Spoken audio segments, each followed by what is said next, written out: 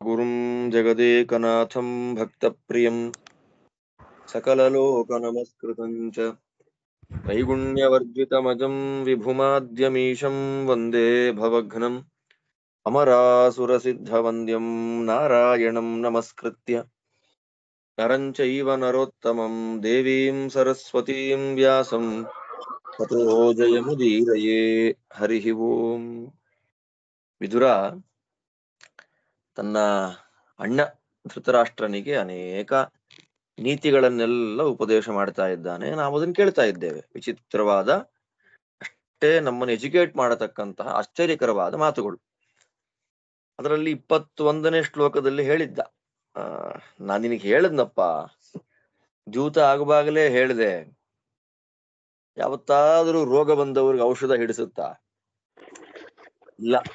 ಆದ್ದರಿಂದ ಯಥೌಷಧಂ ಪಥ್ಯಮಿವಾತುರಸ್ಯ ನರೋಚತೆ.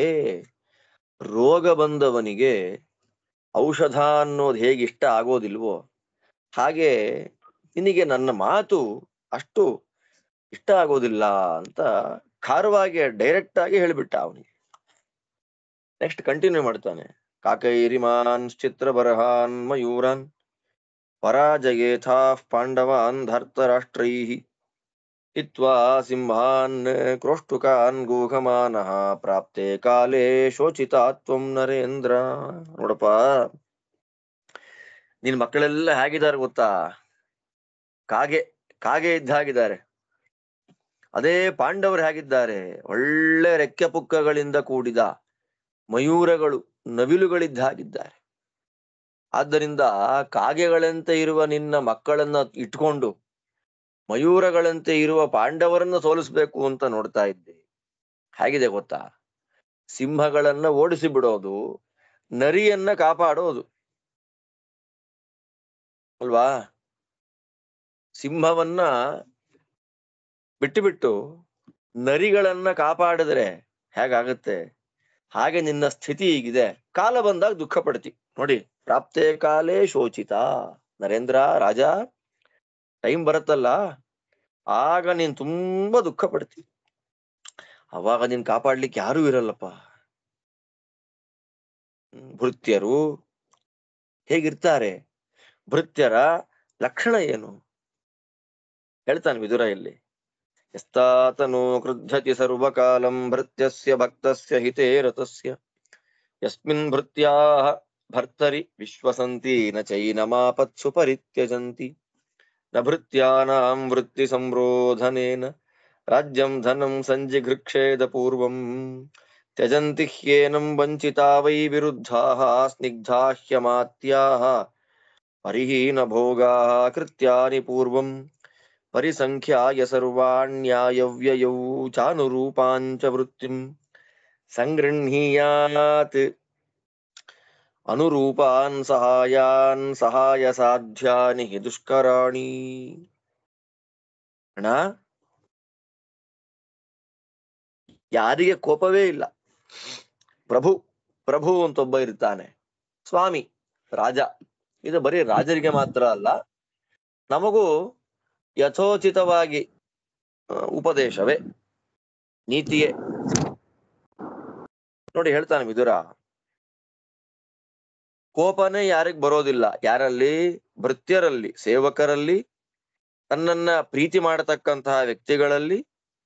ನಮಗ್ ಒಳ್ಳೇದಾಗಬೇಕು ಅಂತ ಯಾರು ವೆಲ್ ವಿಶರ್ಸ್ ಅಂತ ಇರ್ತಾರೆ, ಅವರ ವಿಷಯದಲ್ಲಿ ಯಾರಿಗೆ ಯಾವಾಗಲೂ ಕೋಪನೇ ಬರೋದಿಲ್ವೋ, ಯಾರ ಮೇಲೆ ಸೇವಕರು ತುಂಬಾ ವಿಶ್ವಾಸ ಮಾಡ್ತಾರೆ, ಅಂತಹ ಪ್ರಭುವಿಗೆ, ಅಂತಹ ರಾಜನಿಗೆ, ಸ್ವಾಮಿಗೆ ಕಷ್ಟ ಬಂದ್ರೂ ಕೂಡ ಬಿಟ್ಟು ಹೋಗೋದಿಲ್ಲ. ಎಷ್ಟೇ ಕಷ್ಟ ಬರ್ಲಿ ಅವರು ಬಿಟ್ಟು ಹೋಗೋದಿಲ್ಲ. ಯಾರನ್ನ? ಪ್ರಭುವನ್ನ ಬಿಟ್ಟು ಹೋಗೋದಿಲ್ಲ. ಬೆನ್ನಿಗೆ ನಿಂತು ನಾವಿದ್ದೇವೆ ಅಂತ ಕಾಪಾಡ್ತಾರೆ. ಆದ್ದರಿಂದ ಯಾರಿಗೆ ಅಪೋಸಿಟ್ ಮಾಡ್ತಾರೆ, ವಿರೋಧ ಮಾಡ್ತಾರೆ ಅಂತಂದ್ರೆ ಸಂಬಳ ನಿಲ್ಲಿಸಿ ಬಿಡೋದು ಅಲ್ವಾ? ಅಮಾತ್ಯರಿಗೆ ಕೊಡಬೇಕಾದದ್ದನ್ನ ಕೊಡಬೇಕು ರಾಜನಾದವು, ಸೇವಕರಿಗೆ ಏನು ಸಂಬಳ ಕೊಡಬೇಕು ಅದನ್ನ ಕೊಡಬೇಕು. ಆದ್ದರಿಂದ ಅವರಿಗೆ ಸಂಬಳ ಕೊಡೋದನ್ನೇ ಸ್ಯಾಲರಿ ನಿಲ್ಲಿಸ್ಬಿಡೋದು, ಬೇಕಾದಷ್ಟು ಹಣವನ್ನ ಸಂಗ್ರಹ ಮಾಡೋದು, ಹಾಗೆಲ್ಲ ಮಾಡಿಬಿಟ್ರೆ ಸಹಾಯವನ್ನ ಮಾಡುವವರೇ ವಿರೋಧಿಗಳಾಗಿ ನಿಂತು ಹಾಳು ಮಾಡ್ಲಿಕ್ಕೆ ಪ್ರಯತ್ನ ಪಡ್ತಾರೆ. ಸ್ವಲ್ಪ ಜಾಗೃತಿ ಆಗಿರ್ಬೇಕು.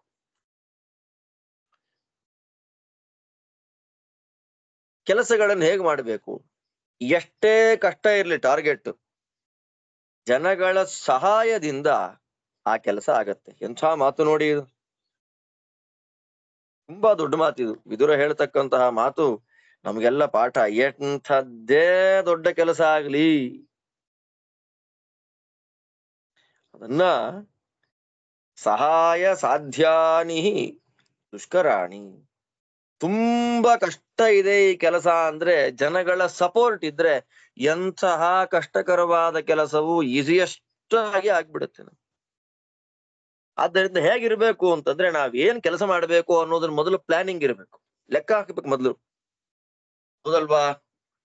ಏನ್ ಮಾಡ್ಬೇಕು ಕೆಲಸ ಅನ್ನೋದನ್ನ ಮೊದಲು ಆಲೋಚನೆ ಮಾಡಬೇಕು. ಆಲೋಚನೆ ಮಾಡಿ ಒಂದು ಹಂತದ ಒಂದು ಲೆವೆಲ್ಗೆ ಬಜೆಟ್ ರೆಡಿ ಮಾಡಬೇಕು. ಚೆನ್ನಾಗಿದೆ ನೋಡಿ. ಮೊದಲು ಕೆಲಸದ ಬಗ್ಗೆ ಲೆಕ್ಕ ಹಾಕಿ ಆಮೇಲೆ ಬಜೆಟ್ ರೆಡಿ ಮಾಡಬೇಕು. ಆ ಬಜೆಟ್ ಅನ್ನ ಕಲೆಕ್ಟ್ ಮಾಡೋದು ಹೆಂಗೆ, ಫೈನಾನ್ಸ್ ಹೇಗೆ ಅನ್ನೋದನ್ನ ಪ್ಲಾನ್ ಮಾಡಬೇಕು. ಅದನ್ನ ಮಾಡಿಕೊಡತಕ್ಕಂತಹ ಜನಗಳ ಸಂಪರ್ಕವನ್ನ ಮಾಡಬೇಕು, ಜನ ಸಂಗ್ರಹವನ್ನ ಮಾಡಬೇಕು. ಹೀಗೆಲ್ಲ ಆಗ್ಬಿಡ್ತು ಅಂದ್ರೆ ಏನೋ ಅನ್ಪ್ಲಾನ್ಡ್ ಪ್ರಾಜೆಕ್ಟ್ಸ್ ಎಲ್ಲ ಫೇಲ್ ಆಗ್ಬಿಡುತ್ತೆ.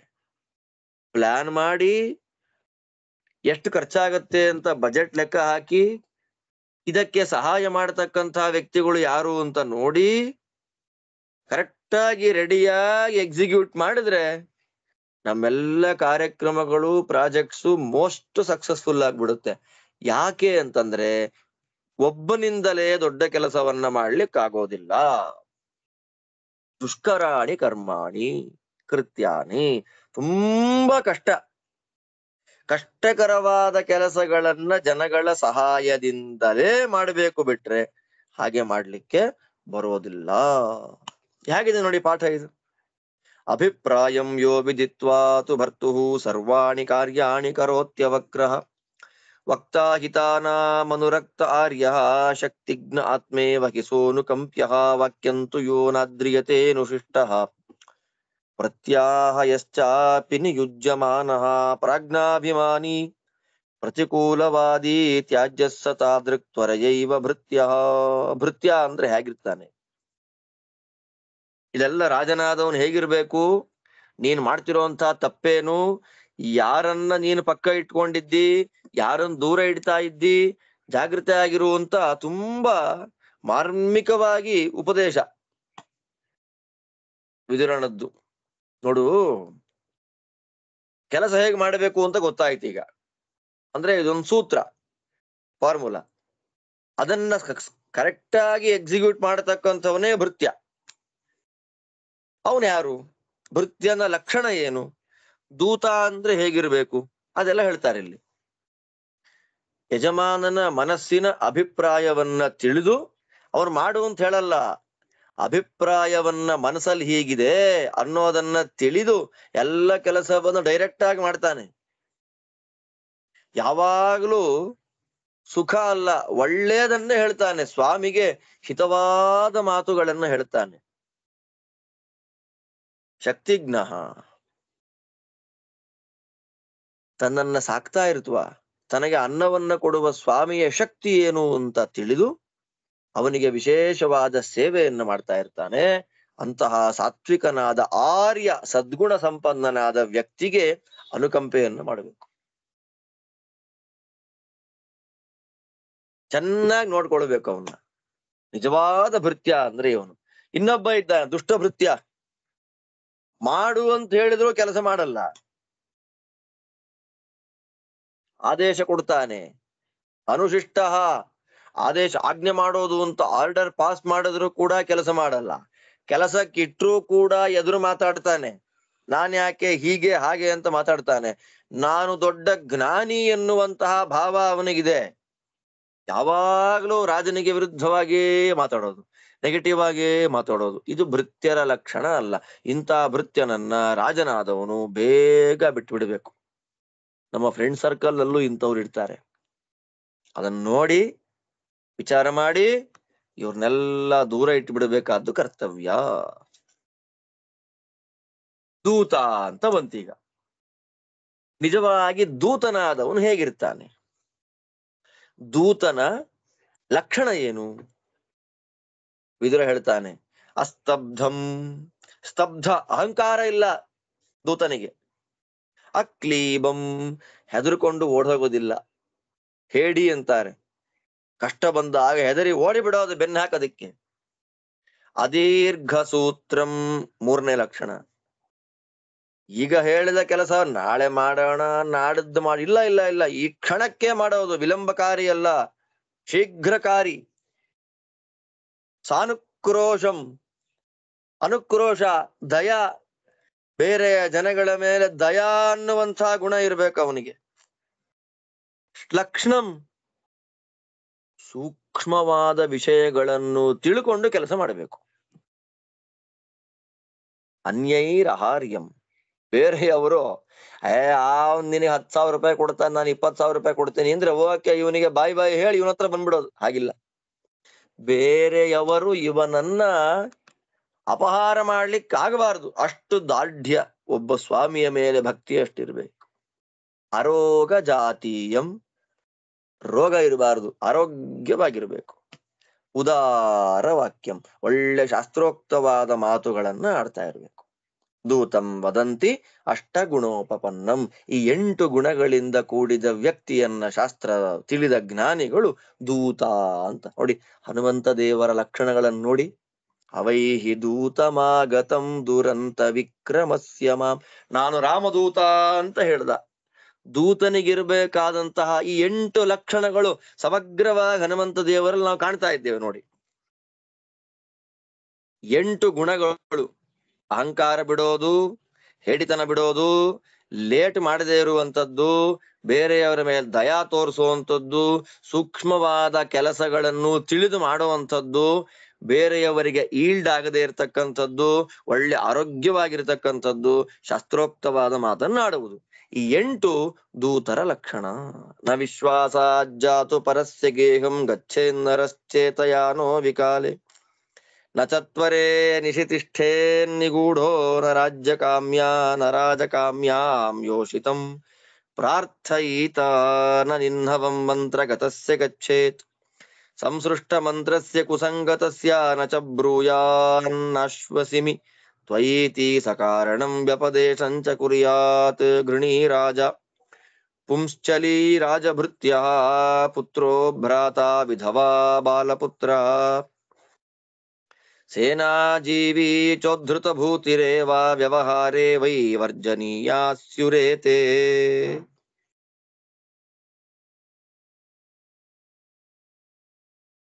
ಬೇರೆಯವರ ಮೇಲೆ ವಿಶ್ವಾಸ ಇದ್ರೆ, ನಂಬಿಕೆ ಇದ್ರೆ, ಅವ್ರ ಮನೆಗೆ ಮಧ್ಯರಾತ್ರಿ 1 ಗಂಟೆಗೆ ಹೋಗೋದು ಎಂತ ಪಾಠ ನೋಡಿ.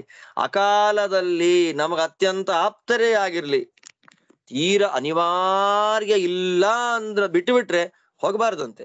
ಅವರ ಮನೆಯಲ್ಲಿ ಸಮಸ್ಯೆಗಳೇನು,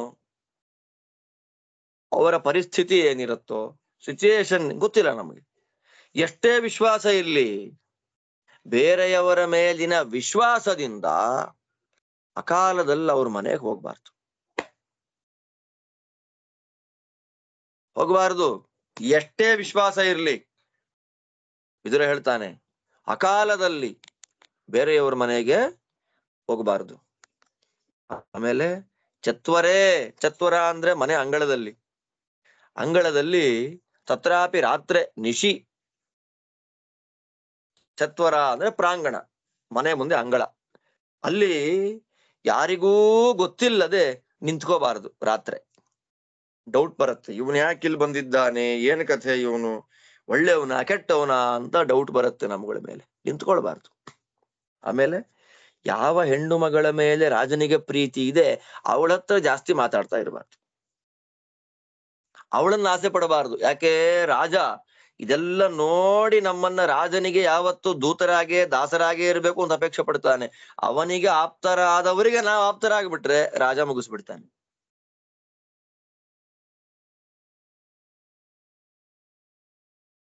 ಮೀಟಿಂಗಿಗೆ ಯಾರೋ ಬಂದಿದ್ದಾರೆ ನೋಡ್ರಿ, ರಾಜ ಹೇಗಿರ್ಬೇಕು, ಡಿಪ್ಲೊಮೆಸಿ. ಮೀಟಿಂಗಿಗೆ ಒಬ್ಬ ಬಂದ, ಕೆಟ್ಟವನೇ ಬಂದ ಮೀಟಿಂಗಿಗೆ, ಬೇಡ ಹೋಗು ನೀನು ಅನ್ಬಾರ್ದು, ನಾನ್ ನಿನ್ನ ನಂಬಲ್ಲ ಅಂತ ಹೇಳ್ಬಾರ್ದು. ಅಷ್ಟು ಚೆನ್ನಾಗಿದೆ ನೋಡಿ. ಯಾವನೋ ಬಂದ, ಕೆಟ್ಟವನು ಬಂದ. ಕೆಟ್ಟವನು ಬಂದಾಗ ಮೀಟಿಂಗ್ ಆಗ್ಬೇಕು, ಅನಿವಾರ್ಯವಾದ ಮೀಟಿಂಗ್ ಇದೆ. ಇವನು ಕೆಟ್ಟವನು ಅಂತ ಹೇಳ್ಬಾರ್ದು, ನೀನ್ ಆಚೆ ಹೊಟ್ಟ ಹೋಗು ಅಂತ ಹೇಳ್ಬಾರ್ದು, ನಿನ್ ಮೇಲೆ ನಂಗೆ ನಂಬಿಕೆ ಇಲ್ಲ ಅಂತ ಹೇಳ್ಬಾರ್ದು. ಕೆಲಸ ಮಾಡಕ್ ಇಷ್ಟ ಇಲ್ಲ ಅಂದ್ರೆ ಅವನ ಕೈಯಲ್ಲಿ ಕೆಲಸ ಮಾಡಿಸ್ಲಿಕ್ಕೆ ಇಷ್ಟ ಇಲ್ಲ, ನಾವೇನ್ ಪ್ಲಾನ್ ಮಾಡಿದ್ದೀವಿ ಅವನಿಗೆ ಗೊತ್ತಾಗಬಾರ್ದು ಅಂತೇನಾದ್ರೂ ಇದ್ರೆ ಕಾರಣ ಹೇಳ್ಬೇಕು. ಇವಾಗ ಈ ಕೆಲಸ ಮಾಡೋದು ಬೇಡ, ದುಷ್ಟ ನಾವೇನ್ ಮಾಡ್ತೀವಿ, ನಾವೇನ್ ಮಾತಾಡ್ತೀವಿ ಅಂತ ತಿಳ್ಕೊಂಡು ಹೋಗಕ್ಕೆ ಬಂದಿರ್ತಾನೆ. ಆದ್ದರಿಂದ ಪ್ಲಾನ್ ಎಕ್ಸಿಕ್ಯೂಟ್ ಮಾಡೋದನ್ನ ಸ್ವಲ್ಪ ಪೋಸ್ಟ್ಪೋನ್ ಮಾಡ್ಬೇಕು. ಏನಂತ ಕಾರಣ ಹೇಳ್ಬೇಕು. ವಾದಿರಾಜರಂತಾರೆ, ಮಧ್ಯ ನದಿ ಇದೆ, ಮಳೆಗಾಲ ಇದೆ, ಈಗ ಹೇಗ್ ಮಾಡೋದು, ಹಂಗೆಲ್ಲ ಮಾಡ್ಬೇಕು. ಬಿಟ್ಬಿಟ್ರೆ ಅವನ್ ಯಾವನೋ ಬಂದ ಅಂತ ನಾವು ಮಾತಾಡುವ ಮಧ್ಯದಲ್ಲಿ ಬೇರೆ ಯಾರೋ ಬಂದ್ಬಿಟ್ರೆ, ಸಡನ್ ಆಗಿ ನಾವು ಸೈಲೆಂಟ್ ಆಗ್ಬಿಟ್ರೆ ಅವನಿಗೆ ನಮ್ಮ ಮೇಲೆ ಅವಿಶ್ವಾಸ ಇನ್ನೂ ಜಾಸ್ತಿ. ಎಂತ ಪಾಠ ನೋಡ್ರಿ. ಮಾತಾಡ್ಬೇಕಾದ್ರೆ ತಕ್ಷಣ ಸಬ್ಜೆಕ್ಟ್ ಚೇಂಜ್ ಮಾಡ್ಬಿಡಿ, ಮುಗ್ದೋಯ್ತು. ಆಡುವ ಮಾತನ್ನ ನಿಲ್ಲಿಸ್ಬಿಡ್ಬೇಡಿ. ದುಷ್ಟ ಬಂದ, ಕೆಟ್ಟವನು ಬಂದ ಅಂದ್ರೆ ಚೇಂಜ್ ದ ಸಬ್ಜೆಕ್ಟ್ ಅಷ್ಟೇ.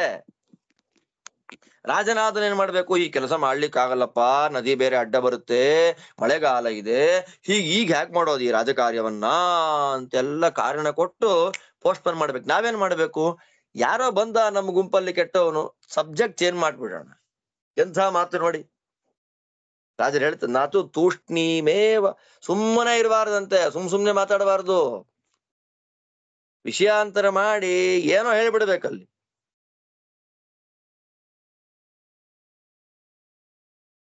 ಆದ್ದರಿಂದ ವ್ಯವಹಾರವನ್ನ ಮಾಡಬೇಕಾದ್ರೆ ಯಾರ್ಯಾರನ್ನ ಬಿಡಬೇಕು. ವ್ಯವಹಾರ ಮಾಡಬೇಕಾದ್ರೆ, ದೊಡ್ಡ ಕೆಲಸವನ್ನ ಮಾಡಬೇಕಾದ್ರೆ ಯಾರ್ಯಾರನ್ನ ಬಿಡಬೇಕು ಹೇಳ್ತಾನೆ ವಿದುರ. ಘೃಣಿ, ಘೃಣಿಯ ದಯಾವಂತ, ಯಾರಿಗೆ ತುಂಬಾ ದಯೆ ಇದೆ ಅವನು ವ್ಯವಹಾರಕ್ಕೆ ಯೋಗ್ಯ ಅಲ್ಲ, ದೂರ ಮಾಡ್ಬೇಕು ಅವನ್ನ. ರಾಜ, ರಾಜನ ಎದುರಿಗೆ ವ್ಯವಹಾರ ಮಾಡಬಾರ್ದು. ಪುಂಶ್ಚಲಿ, ಪುಂಶ್ಚಲಿ ಅಂದ್ರೆ ವೇಶ್ಯಾಸ್ತ್ರಿ, ವೇಶ್ಯೆಯ ಎದುರಿನಲ್ಲಿ ವ್ಯವಹಾರವನ್ನ ಮಾಡ್ಲಿಕ್ಕೆ ಹೋಗ್ಬಾರ್ದು. ರಾಜಭೃತ್ಯ, ರಾಜನ ಸೇವಕ, ಅರಮನೆಯಲ್ಲಿ ಕೆಲಸ ಮಾಡಿಕೊಂಡು ರಾಜನಿಗೆ ಸೇವಕನಾಗ ಒಬ್ಬ ಇರ್ತಾನಲ್ಲ, ಅವನೆಯನ್ನ ಎದುರಿಗಿಟ್ಕೊಂಡು ವ್ಯವಹಾರ ಮಾಡಬಾರ್ದು. ಪುತ್ರ, ಮಗ, ಮಕ್ಕಳು, ಮಕ್ಕಳನ್ನ ಪಕ್ಕದಲ್ಲಿ ಇಟ್ಕೊಂಡು ಯಾವತ್ತೂ ವ್ಯವಹಾರವನ್ನ ಮಾಡಬಾರ್ದು. ಭ್ರಾತ, ಅಣ್ಣ ತಮ್ಮಂದಿರನ್ನ ಪಕ್ಕದಲ್ಲಿ ಇಟ್ಕೊಂಡು ವ್ಯವಹಾರ ಮಾಡಬಾರ್ದು. ವಿಧವಾ ಬಾಲಪುತ್ರ, ಚಿಕ್ಕ ಚಿಕ್ಕ ಮಕ್ಕಳನ್ನ ಹೊಂದಿರತಕ್ಕಂತಹ ವಿಧವಾ ಸ್ತ್ರೀ, ಅವಳನ್ನ ಇಟ್ಟುಕೊಂಡು ವ್ಯವಹಾರ ಮಾಡಬಾರ್ದು.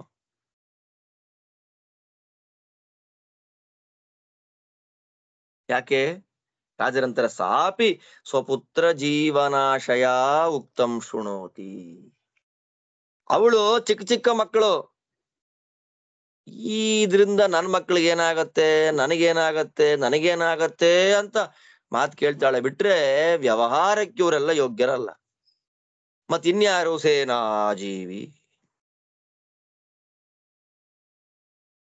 ಸೈನ್ಯದಲ್ಲಿ ಕೆಲಸ ಮಾಡತಕ್ಕಂಥವನು, ಸೋಲ್ಜರ್, ಅವನನ್ನ ವ್ಯವಹಾರದಲ್ಲಿ ಇಟ್ಕೊಳ್ಬಾರದು. ಮತ್ತಿನ್ಯಾರು? ಕೊನೆಗೆ ಹೇಳ್ತಾನೆ ವಿದುರ, ಉದ್ಧೃತ ಭೂತಿ. ಉದ್ಧೃತ ಭೂತಿ ಅಂದ್ರೆ ತನ್ನ ಎಲ್ಲ ಆಸ್ತಿ ಅಂತಸ್ತು ಸಂಪತ್ತನ್ನೆಲ್ಲ ಕಳ್ಕೊಂಡು, ಪ್ಲಾನಿಂಗ್ ಇಲ್ದೆ ಎಲ್ಲ ಕಳ್ಕೊಂಡು ಹಾಳಾಗಿರ್ತಕ್ಕಂತಹ ವ್ಯಕ್ತಿಯನ್ನು ಎದುರಿಗಿಟ್ಕೊಂಡು ಯಾವತ್ತೂ ವ್ಯವಹಾರ ಮಾಡಬಾರ್ದು. ಒಳ್ಳೆ ದಯಾಳುವಾದ ವ್ಯಕ್ತಿ, ರಾಜ, ವೇಶ್ಯಾಸ್ತ್ರೀ, ರಾಜನ ಸೇವಕ, ಮಕ್ಕಳು, ಅಣ್ಣ ತಮ್ಮಂದಿರು, ಚಿಕ್ಕ ಮಕ್ಕಳಿಂದ ಕೂಡಿದ ವಿಧವೆ, ಸೋಲ್ಜರ್, ಮತ್ತು ಸಂಪತ್ತನ್ನ ಕಳೆದುಕೊಂಡ ವ್ಯಕ್ತಿ. ಇಷ್ಟು ಜನಗಳನ್ನ ಪಕ್ಕದಲ್ಲಿ ಇಟ್ಟುಕೊಂಡು ವ್ಯವಹಾರ ಮಾಡಬಾರದು. ಇವ್ರನ್ನೆಲ್ಲ ಬಿಟ್ಟು ವ್ಯವಹಾರ ಮಾಡೋದಾದ್ರೆ ಆ ವ್ಯವಹಾರ ಅನ್ನೋದು ಸಿದ್ಧಿ ಆಗ್ತದೆ. ದಯಾಳು ಇದ್ರೆ ಅವನು ಸರಿ ಇಲ್ಲ.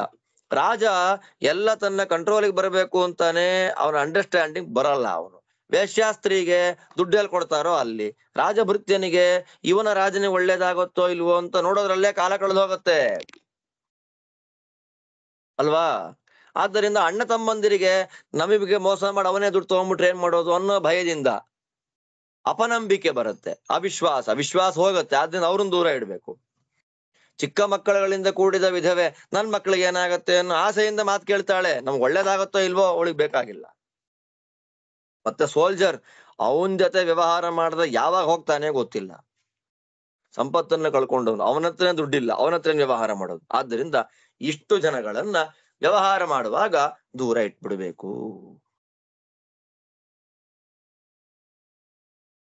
ದಿನಾಗ್ಲೂ ಶುದ್ಧವಾಗಿ ಸ್ನಾನವನ್ನ ಮಾಡಿಬಿಟ್ರೆ ಏನಾಗುತ್ತೆ? ಸ್ನಾನವನ್ನ ಮಾಡುವಂತಹ ವ್ಯಕ್ತಿಗೆ ನೋಡಿ, ತುಂಬಾ ಚೆನ್ನಾಗಿದೆ ವಿದುರಂದು. ಸ್ನಾನ ಮಾಡ್ತಾನೆ ಪ್ರತಿನಿತ್ಯ. ಈ ಕೆಲವರು ವರ್ಷಕ್ಕೊಂದ್ಸಲ ಸ್ನಾನ, ತಿಂಗಳಿಗೊಂದ್ಸಲ ಸ್ನಾನ, 15 ದಿನಕ್ಕೆ, ವಾರಕ್ಕೊಂದ್ಸಲ ಸ್ನಾನ. ನಿತ್ಯ ಸ್ನಾನ ಇಲ್ಲ ಅವರಲ್ಲಿ. ನಿತ್ಯದಲ್ಲಿ ಸ್ನಾನ ಮಾಡೋದ್ರಿಂದ ಏನಾಗತ್ತೆ? ವಿದುರ ಹೇಳ್ತಾನೆ, ಗುಣಾದಶ ಸ್ನಾನಶೀಲಂ ಭಜಂತೆ.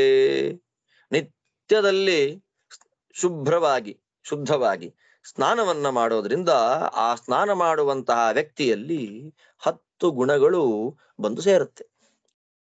ಬಲ, ಮೊದಲನೇದ್ದು ಬಲ. ದೇಹಕ್ಕೆ ಬಲ ಅನ್ನೋದು ಬರುತ್ತೆ. ಎರಡನೆಯದ್ದು ರೂಪ. ಮೈಯಿನ ಕೊಳೆ ಎಲ್ಲ ತಿಕ್ಕೊಳ್ತಾ ಇದ್ರೆ ಮುಖ ಕಾಂತಿಯುಕ್ತವಾಗಿರುತ್ತೆ. 25 ದಿನ ಅಲ್ವಾ, ಪ್ರತಿನಿತ್ಯ ಬೆಳಗ್ಗೆ ರಾತ್ರಿ ಹಾಸಿಗೆಯಿಂದ ಎದ್ದಾಗ ನಮ್ಮ ಮುಖದಲ್ಲಿ ಎಷ್ಟು ಅಸಹ್ಯವಾಗಿರುತ್ತೆ, ಕಳೆ ಇರೋದಿಲ್ಲ. ಸತ್ಯ ಅಲ್ವಾ? ನಾವೇ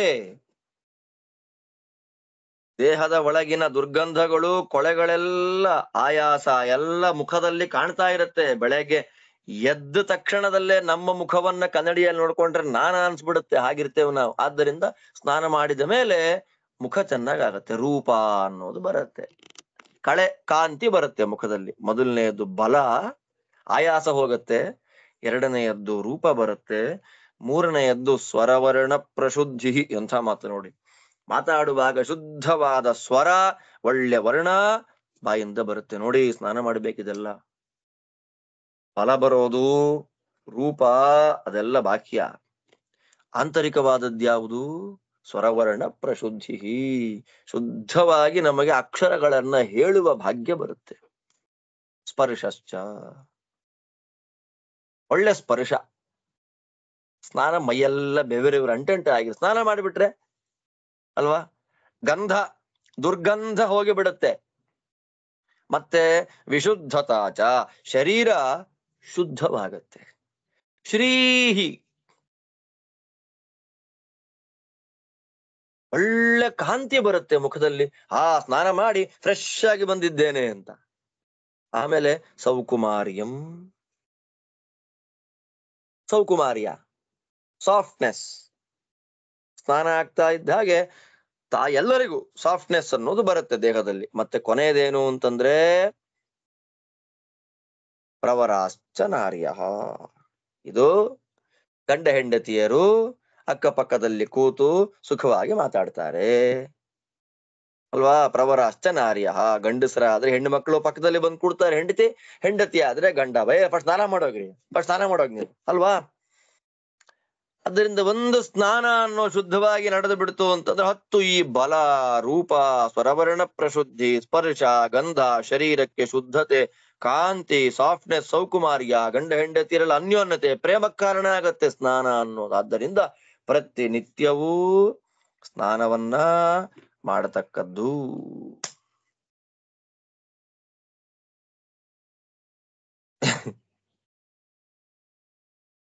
ಆಮೇಲೆ ಸಿಕ್ಕಾಪಟ್ಟೆ ಸ್ನಾನ ಆದ ತಕ್ಷಣ ಏನು ಸಾಮಾನ್ಯವಾಗಿ ಜನ ಮಾಡೋದು, ಮಾಡುವಂತವ್ರು ಸಂಧ್ಯಾ ವಂದನೆ, ದೇವ್ರ ಪೂಜೆ, ವೈಶ್ವದೇವ, ನೈವೇದ್ಯ ಎಲ್ಲ ಮಾಡ್ತಾರೆ. ಮತ್ ಕೆಲವರು ಸ್ನಾನ ಆಗ್ತಿದ್ದಂಗೆ ತಿನ್ನು. ಸ್ನಾನ ಮಾಡೋದು ಯಾಕೆ ಅಂದ್ರೆ ತಿನ್ನಕ್ಕೆ ಸ್ನಾನ ಅಂತೆ. ವಿದುರ ಹೇಳ್ತಾನೆ, ಮಿತಭುಕ್ತ, ಮಿತವಾಗಿ. ಮಿತ ಅಂತಂದ್ರೆ ತುಂಬಾ ಡಯಟ್ ಅಲ್ಲ, ಶರೀರಕ್ಕೆ ಎಷ್ಟು ಬೇಕೋ ಅಷ್ಟು. ಅತಿಯಾಗಿ ತಿನ್ನೋದಲ್ಲ, ಮಿತವಾಗಿ ತಿನ್ನೋದ್ರಿಂದ ಏನಾಗತ್ತೆ ಅಲ್ವಾ? ಸ್ನಾನವನ್ನ ಮಾಡೋದ್ರಿಂದ ಏನಾಗತ್ತೆ ಅಂದ ವಿದುರ. ಈಗ ಮಿತವಾಗಿ ಮಿತ ಭೋಜನವನ್ನ ಮಾಡೋದ್ರಿಂದ ಏನಾಗತ್ತೆ? 6 ಗುಣಗಳು ಬಂದು ಸೇರತ್ತಂತವರನ್ನ. ಮಿತವಾಗಿ ಭೋಜನ, ಗುಣಾಶ್ಚ ಷಣ್ಮಿತ ಭುಕ್ತಂ ಭಜಂತೆ. ಮಿತ ಭೋಜನ ಯಾರು ಮಾಡ್ತಾರೆ ಅಂತಹ ವ್ಯಕ್ತಿಗಳಲ್ಲಿ 6 ಗುಣಗಳು ಬರುತ್ತೆ. ಮೊದಲನೇದ್ಯಾವುದು? ಆರೋಗ್ಯಂ, ಒಳ್ಳೆ ಆರೋಗ್ಯ ಅಲ್ವಾ? ಅನಾರೋಗ್ಯ ಶುರುವಾಗೋದೇ ಆಹಾರದಿಂದ. ಆಹಾರ ಸರಿಯಾಗಿಲ್ಲ ಅಂದ್ರೆ ರೋಗ ಬಂತು ಅಂತ. ಆದ್ದರಿಂದ ಮಿತ ಭೋಜನವನ್ನ ಮಾಡಿಬಿಟ್ರೆ ಮಿತ ಮೇದ್ಯಾಶನಂ ಶಶ್ವತ್. ಕೃಷ್ಣ ಇದನ್ನ ಹೇಳೋದು. ಮಿತವಾದ ಆರೋಗ್ಯವಂತವಾದ ನ್ಯೂಟ್ರಿಷಿಯಸ್ ಫುಡ್ ಅನ್ನ ತಿನ್ನಿ. ಮಿತ ಭೋಜನ ಮೊದಲನೇದು ಆರೋಗ್ಯ, ಎರಡನೆಯದ್ದು ಆಯುಷ್ಯ, ಮೂರನೆಯದ್ದು ಬಲ, ನಾಲ್ಕನೆಯದ್ದು ಶರೀರದಲ್ಲಿ ಸುಖ ಅಲ್ವಾ? ನಮ್ ಶರೀರ ನಮಗೆ ಹಗುರವಾಗಿದ್ರೆ, ಲೈಟ್ ಆಗಿದ್ರೆ ಚೆನ್ನಾಗಿರುತ್ತೆ ಎಲ್ಲ ಕೆಲಸ. ಅದೇ ಸುಖ. ಆರೋಗ್ಯ, ಆಯುಸ್ಸು, ಒಳ್ಳೆ ಬಲ, ಶರೀರಕ್ಕೆ ಸುಖ, ಮತ್ತೆ ಅನಾವಿಲಂಚಾಸ್ಯ ಭವತ್ಯಪತ್ಯಂ. ಹುಟ್ಟುವಂತ ಮಕ್ಕಳು ಆರೋಗ್ಯವಾಗಿರ್ತಾರೆ.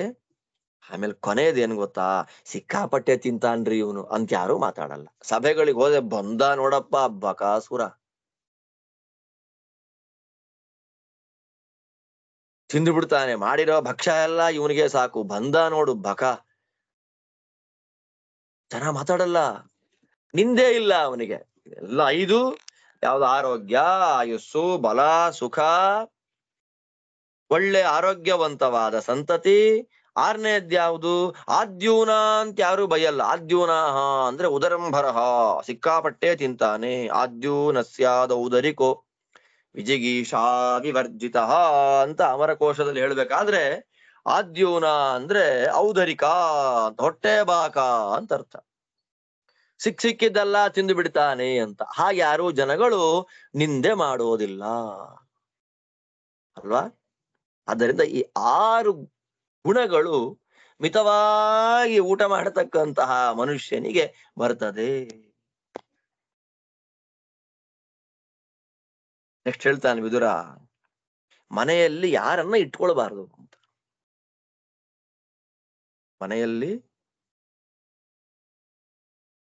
ಮನೆಯಲ್ಲಿ ಯಾರನ್ನ ಇಟ್ಕೊಳ್ಬಾರ್ದು? ಅಕರ್ಮಶೀಲಂ, ಶಾಸ್ತ್ರೋಕ್ತವಾದ ಕೆಲಸವನ್ನ ಯಾರು ಮಾಡಲ್ಲ, ಒಂದರ್ಥ. ಇನ್ನೊಂದರ್ಥ ಅಕರ್ಮಶೀಲಂ, ಕೆಟ್ಟ ಕೆಲಸವನ್ನೇ ಯಾರು ಮಾಡ್ತಾನೆ, ಒಂದರ್ಥ. ಇನ್ನೊಂದರ್ಥ ಯಾರು ಕೆಲಸನೇ ಮಾಡಲ್ಲ, ಬೇರೆ ಯಾರೋ ದುಡಿದು ತಂದು ಹಾಕಿದ್ದನ್ ತಿಂತ ಸುಮ್ಮನೆ ಮನೇಲಿ ಯಾರು ಕೆಲಸನೇ ಮಾಡಲ್ಲ ಅಂತವನು ಮನೇಲಿರಬಾರ್ದು. ಮಹಾಶನಂಚ, ಸಿಕ್ಕಾಪಟ್ಟೆ ತಿನ್ನೋನು,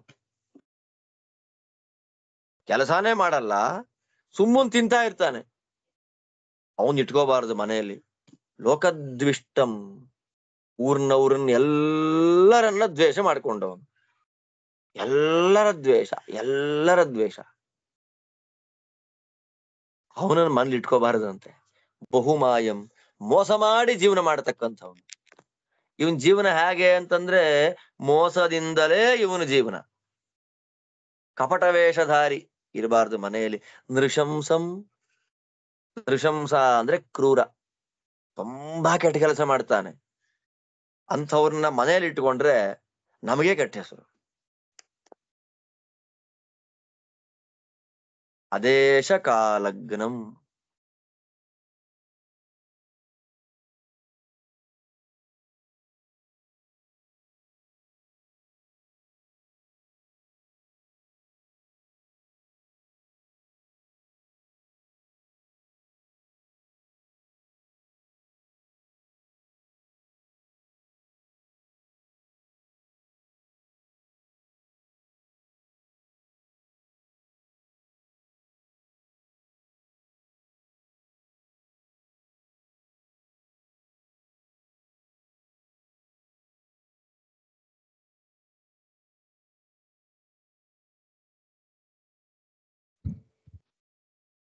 ಆಚಾರ್ಯ ನಮಸ್ಕಾರ. ಮ್ಯೂಟ್ ಆಗಿದೆ ಆಚಾರ್ಯ. ಹಾ ಹೌದು, ಮನೆಗೆ ಯಾರೋ ಬಂದಿದ್ರು, ಅವ್ರನ್ನ ಕಳ್ಸಿ ಮಾತಾಡಿದೆ ಅಷ್ಟೆ. ಅದೇಶ ಕಾಲಜ್ಞಂ, ಯಾರಿಗೆ ದೇಶಕಾಲ ಜ್ಞಾನವೇ ಇಲ್ಲ, ಎಲ್ಲಿ ಹೇಗಿರ್ಬೇಕು, ಎಲ್ಲಿ ಹೇಗೆ ಬಿಹೇವ್ ಮಾಡಬೇಕು, ಯಾವ ಕಾಲದಲ್ಲಿ ಏನು, ಎಲ್ಲಿ ಸ್ಥಳದಲ್ಲಿ ಏನು ಗೊತ್ತಿಲ್ಲ. ದೇಶ ಕಾಲಗಳ ಬಗ್ಗೆ ಯಾರು ಪೂರ್ಣವಾಗಿ ತಿಳ್ಕೊಂಡಿಲ್ಲ, ನೆಟ್ಟ ಜ್ಞಾನ ಇಲ್ಲ, ಅಂಥವ್ನ ಇಟ್ಕೊಂಡಿರ್ಬಾರ್ದು ಮನೆ ಒಳಗೆ. ಆಮೇಲೆ ಹೇಳ್ತಾನೆ ವಿದುರ, ಅನಿಷ್ಟ ವೇಷಂ. ಅನಿಷ್ಟ ವೇಷಂ ಅಂದ್ರೆ ಏನರ್ಥ? ರಾಜರು ವ್ಯಾಖ್ಯಾನ ಮಾಡ್ತಾರೆ, ಇಷ್ಟೋ ನ ಭವತಿ ಇತಿ ಅನಿಷ್ಟ ವೇಷ ಅಲಂಕಾರ ಯಸ್ಯ. ಕೆಟ್ಟ ಅಲಂಕಾರ ಹೇಗೆ ಅಂತಂದ್ರೆ, ವೇಶ್ಯಾಗಂತ್ರಿವತ್, ಕೆಟ್ಟ ಸ್ತ್ರೀಯರ ಬಳಿಗೆ ಹೋಗ್ತಾರೆ, ಕೆಟ್ಟ ಪುರುಷರ ಹತ್ತಿರಕ್ಕೆ ಹೋಗ್ತಾರೆ ಅನ್ನುವಂತೆ ಕಾಣುವ ಅಲಂಕಾರ. ಯಾರು ಸಭ್ಯವಾದ ವಸ್ತ್ರಧಾರಣೆ ಮಾಡಿರ್ಬೇಕು, ಶುದ್ಧವಾದ ಸಾತ್ವಿಕವಾದ ರೀತಿಯಲ್ಲಿ ಅಲಂಕಾರ, ಸಾತ್ವಿಕವಾದ ರೀತಿಯಲ್ಲಿ ವೇಷಭೂಷಣ, ಸಾತ್ವಿಕವಾದ ರೀತಿಯಲ್ಲಿ ವಸ್ತ್ರಧಾರಣೆ. ಇದು ಯಾರಲ್ಲಿಲ್ಲ, ಕೆಲಸನೇ ಮಾಡಲ್ಲ, ತುಂಬಾ ತಿಂತಾ ಇರ್ತಾನೆ, ಊರ್ನೆಲ್ಲ ದ್ವೇಷ ಮಾಡ್ಕೊಂಡಿದ್ದಾನೆ, ಕಪಟ ಕ್ರೂರ, ದೇಶಕಾಲ ತಿಳಿದೇ ಇರ್ತಕ್ಕಂಥವನು, ಕೆಟ್ಟ ವೇಷ ಹಾಕೊಂಡವ್ರು, ಇವ್ರು ಯಾರನ್ನೂ ಮನೆಯಲ್ಲಿ ಇಟ್ಕೋಬಾರ್ದು. ಏತಾನ್ ಗೃಹೇನ ಪ್ರತಿವಾಸ ಏತ, ಇವ್ರನ್ನೆಲ್ಲ ಮನೆಯಲ್ಲಿ ಇಟ್ಕೊಂಡ್ರೆ ಮನೆ ಕೆಟ್ಟ ಹೆಸರು, ಇಟ್ಕೋಬಾರ್ದು.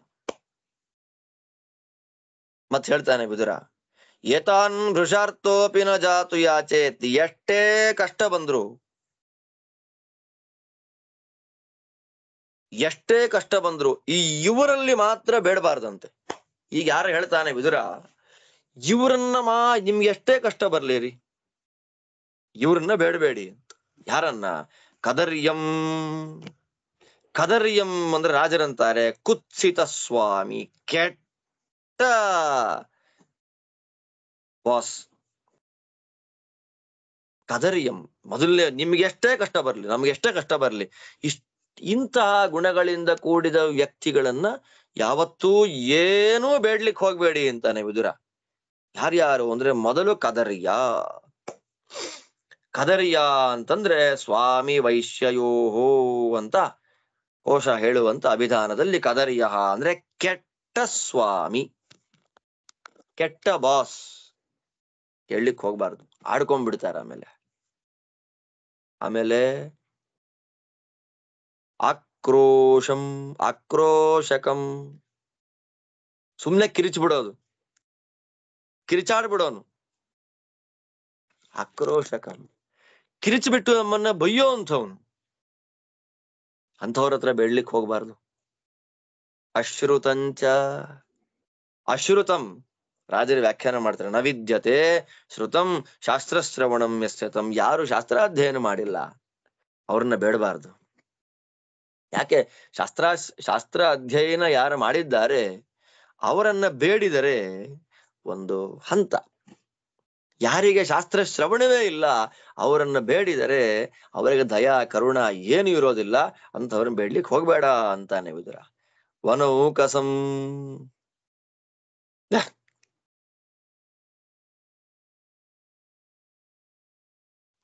ವನೌಕಸಂ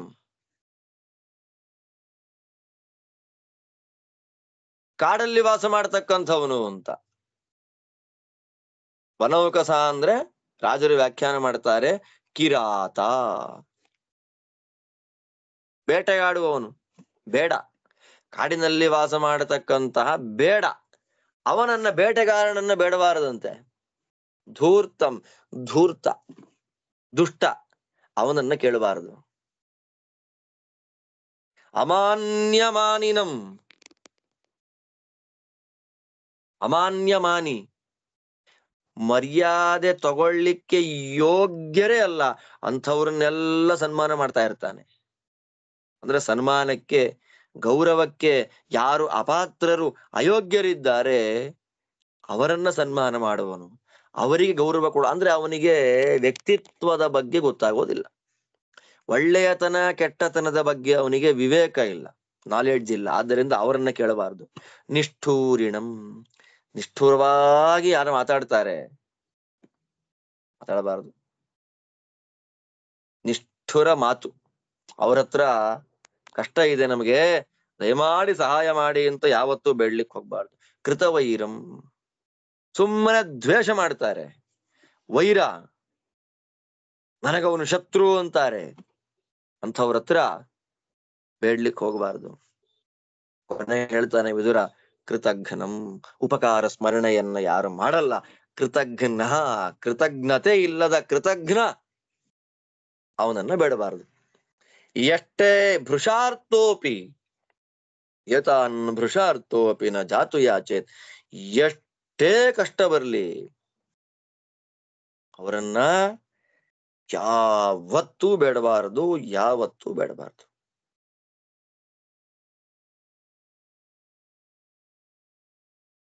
ಬೇಡ್ಲಿಕ್ಕೆ ಹೋಗ್ಬಾರ್ದು.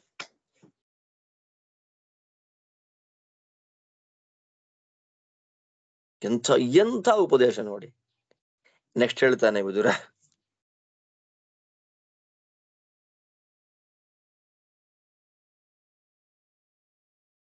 ಎಷ್ಟೇ ಕಷ್ಟ ಬರ್ಲು ಇಲ್ಲಿ ಈಗ ಹೇಳುವಂತಹ 6 ಜನ ಮನುಷ್ಯಾಧಮರನ್ನ ಸೇವೆ ಮಾಡಬಾರ್ದು. ಏತಾನ್ನ ಸೇವೇತ ನರಾಧಮಾನ್ ಷಟ್, ಈ 6 ದುರ್ಗುಣಗಳಿಂದ ಕೂಡಿದ ವ್ಯಕ್ತಿಗಳನ್ನ ವಿದುರ ನರಾಧಮರು ಅಂತಾನೆ. ಯಾರು? ನೆಕ್ಸ್ಟ್ ಹೇಳ್ತಾನೆ ವಿದುರ ಯಾರವರು ಅಂತ. ಅವರನ್ನ ಬಿಟ್ಬಿಡ್ಬೇಕು. ಯಾರವನು? ಸಂಶ್ಲಿಷ್ಟ ಕರ್ಮಾಣಂ, ಸಂಶ್ಲಿಷ್ಟ ಕರ್ಮಾಣಂ. ಎಂಥ ಮಾತು! ರಾಜರು ವ್ಯಾಖ್ಯಾನ ಮಾಡ್ತಾರೆ, ಬಹುಜನ ಸಮಾಗಮೇ ಕರ್ಮ ಸಂಧ್ಯಾವಂದನಾದಿಕಂ ಯಸ್ಯ. ದೇವರ ಪೂಜೆ, ಪಾರಾಯಣ, ಜಪ, ಪಾಠ, ಪ್ರವಚನ, ಆಚಾರ ವಿಚಾರ, ಮಡಿ ಮೈಲಿಗೆ ಎಲ್ಲ ಯಾವಾಗ ಅಂತಂದ್ರೆ ಜನ ಸೇರಿದಾಗ ಮಾತ್ರ. ಆಮೇಲೆ ಏನೂ ಇಲ್ಲ.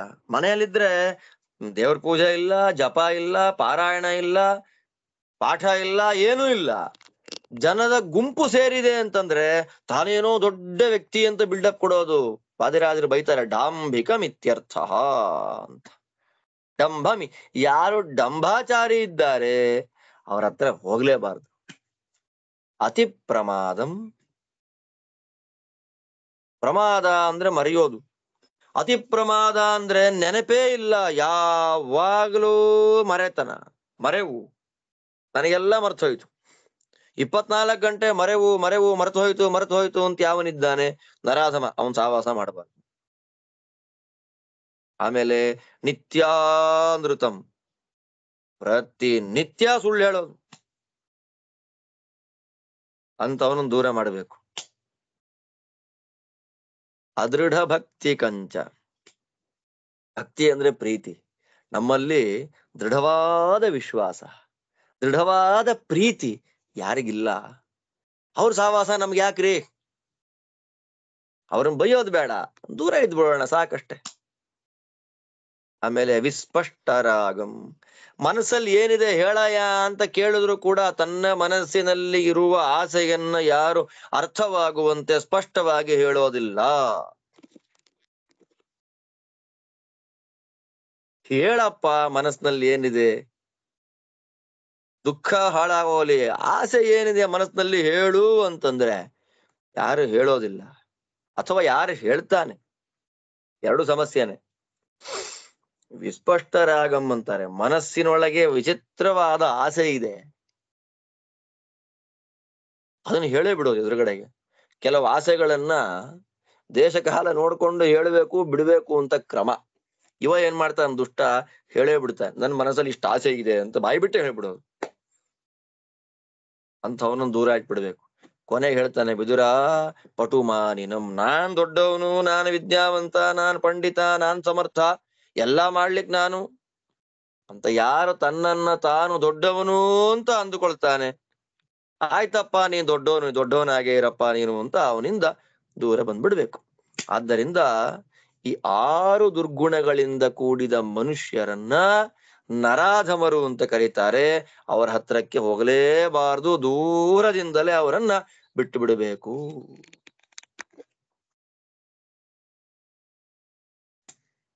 ಎಂಥೆಂಥ ಉಪದೇಶ ನೋಡಿ. ಸಹಾಯ ಬಂಧನಾ ಹ್ಯರ್ಥ ಸಹಾಯಾಶ್ಚ ಅರ್ಥಬಂಧನಾ ಅನ್ಯೋನ್ಯ ಬಂಧನಾ ವೇತೌ ವಿನಾನ್ಯೋನ್ಯಂ ನ ಸಿದ್ಧ್ಯತಃ.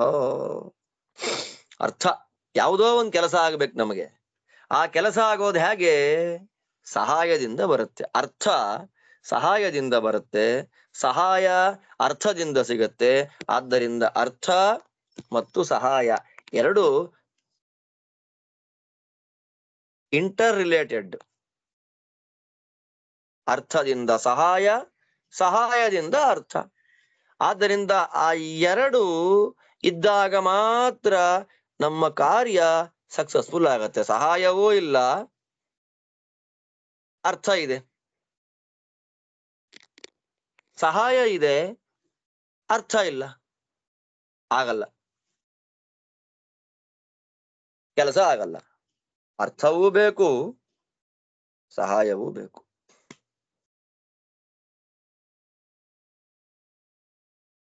ಇದು ಅನ್ಯೋನ್ಯ.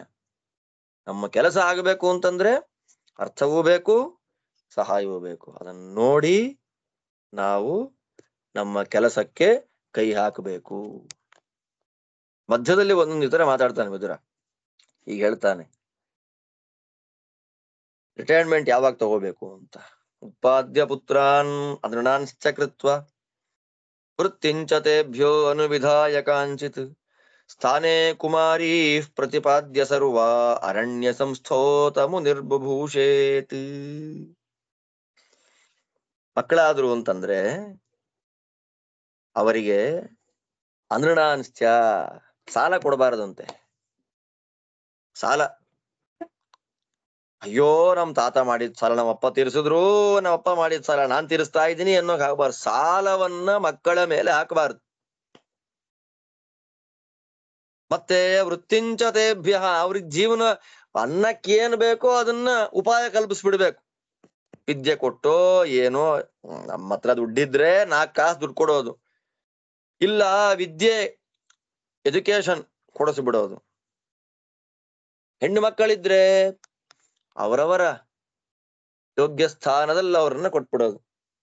ಒಳ್ಳೆಯ ಮನೆತನಕ್ಕೆ ಆ ಹೆಣ್ಣು ಮಕ್ಕಳನ್ನ ಕೊಟ್ಬಿಟ್ಟು ಯಾರಿಂದಲೂ ಏನು ಆಸೆ ಪಡದೆ ಸುಮ್ಮನೆ ಕಾಡಿಗೆ ಹೋಗ್ಬಿಟ್ರೆ ಅವನು ಮಹಾಮುನಿ ಆಗ್ಬಿಡ್ತಾನೆ. ಮುನಿರ್ಬಭೂಷೇತ್, ಅವನಿಗೆ ಸಿದ್ಧಿ ಅನ್ನೋದು ಬಂದ್ಬಿಡುತ್ತೆ. ಆದ್ದರಿಂದ ಯಾರ ಮೇಲೂ ಡಿಪೆಂಡ್ ಆಗದೆ ಉದ್ಧರೇದಾತ್ಮನಾತ್ಮಾನಂ ಅನ್ನುವಂತಹ ಗೀತಾ ವಾಕ್ಯಕ್ಕಿದೆಲ್ಲ ಪೂರ್ವ ಪೀಠಿಕಾಗಳಿದೆಲ್ಲ. ಎಂಥ ಮಾತುಗಳು ನೋಡಿ. ಹಿತನ್ಯತ್ ಸರ್ವಭೂತಾನಾಮಾತ್ಮನಶ್ಚ ಸುಖಾವಕಂ ತತ್ಕುರ್ಯಾದೀಶ್ವರೋ ಹ್ಯೇತನ್ಮೂಲಂ ಧರ್ಮಾರ್ಥ ಸಿದ್ಧಯೇ.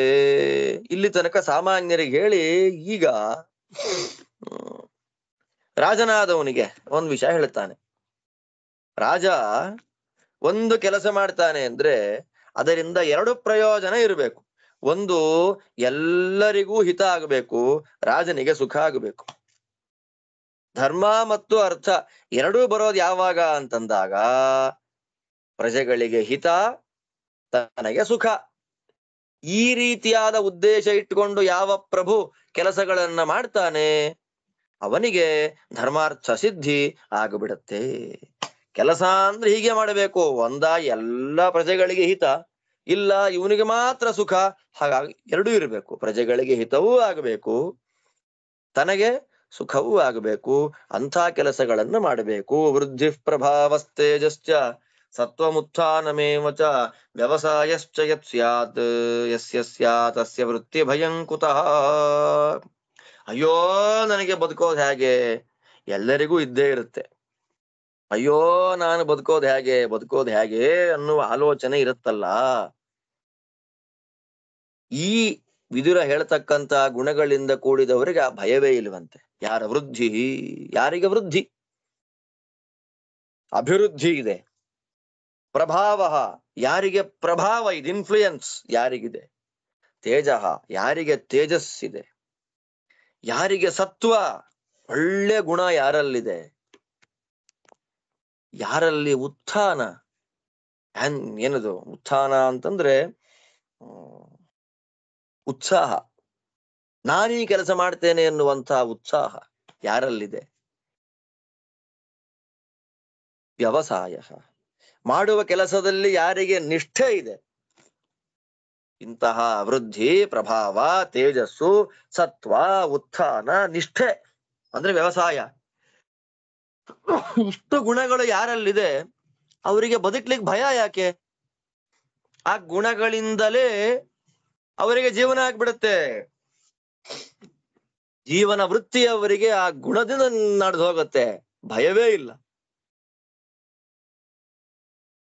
ಎಂಥ ವಿದುರ ಹೇಳ್ತಕ್ಕಂತ ಮಾತೆಲ್ಲ ನಮಗೆ ಸೂಪರ್ ಡೋಸ್ ಇದೆಲ್ಲ. ಇಷ್ಟ ಹೇಳಿ ವಿದುರ ಹೇಳ್ತಾನೆ, ಪಶ್ಯ ದೋಷಾನ್ ಪಾಂಡವೈರ್ ವಿಗ್ರಹತ್ವಂ ಯತ್ರಂ ಗಚ್ಚೇಯುರಪಿ ದೇವಾ ಸಶಕ್ರಾಹ ಪುತ್ರೈರ್ವೈರಂ ನಿತ್ಯಮುದ್ವಿಗ್ನವಾಸೋ ಯಶಃ ಪ್ರಣಾಶೋ ದ್ವಿಷತಾಂಚ ಹರ್ಷಃ ಭೀಷ್ಮಸ್ಯ ಕೋಪಸ್ತವ ಚೈವೇಂದ್ರ ಕಲ್ಪಾ ದ್ರೋಣಸ್ಯ ರಾಜ್ಞಸ್ಯ ಯುಧಿಷ್ಠಿರಸ್ಯ ಉತ್ಸಾದಯೇ ಲೋಕಂ ಇಮಂ ಪ್ರವೃದ್ಧಃ ಶ್ವೇತೋ ಗ್ರಹಸ್ತ್ವಾ ಪತನನ್ ವೈ ಯಥೈವ ತವ ಪುತ್ರ ಶತಂ ಚೈವ ಕರ್ಣಃ ಪಂಚ ಚ ಪಾಂಡವಾಃ ಪೃಥಿವೀ ಮನುಷಾ ಸೇಯುರಖಿಲಾಂ ಸಾಗರಾಂಬರಾಂ ಧಾರ್ತರಾಷ್ಟ್ರಾವನಂ ರಾಜನ್ ವ್ಯಾಘ್ರಾಃ ಪಾಂಡುಸುತಾ ಮತಾಃ ಮಾವನಂ ಛಿಂದಿಸೌ ವ್ಯಾಘ್ರಂ ಮಾವ್ಯಾಘ್ರಾಃ ನೀನಶನ್ವನಾತ್ ನ ಸ್ಯಾದ್ವನಮೃತೆ ವ್ಯಾಘ್ರೋ ನ ಸ್ಯಾದೃತೆ ವನಂ ವನಂ ಹಿ ರಕ್ಷತೆ ವ್ಯಾಘ್ರೈಃ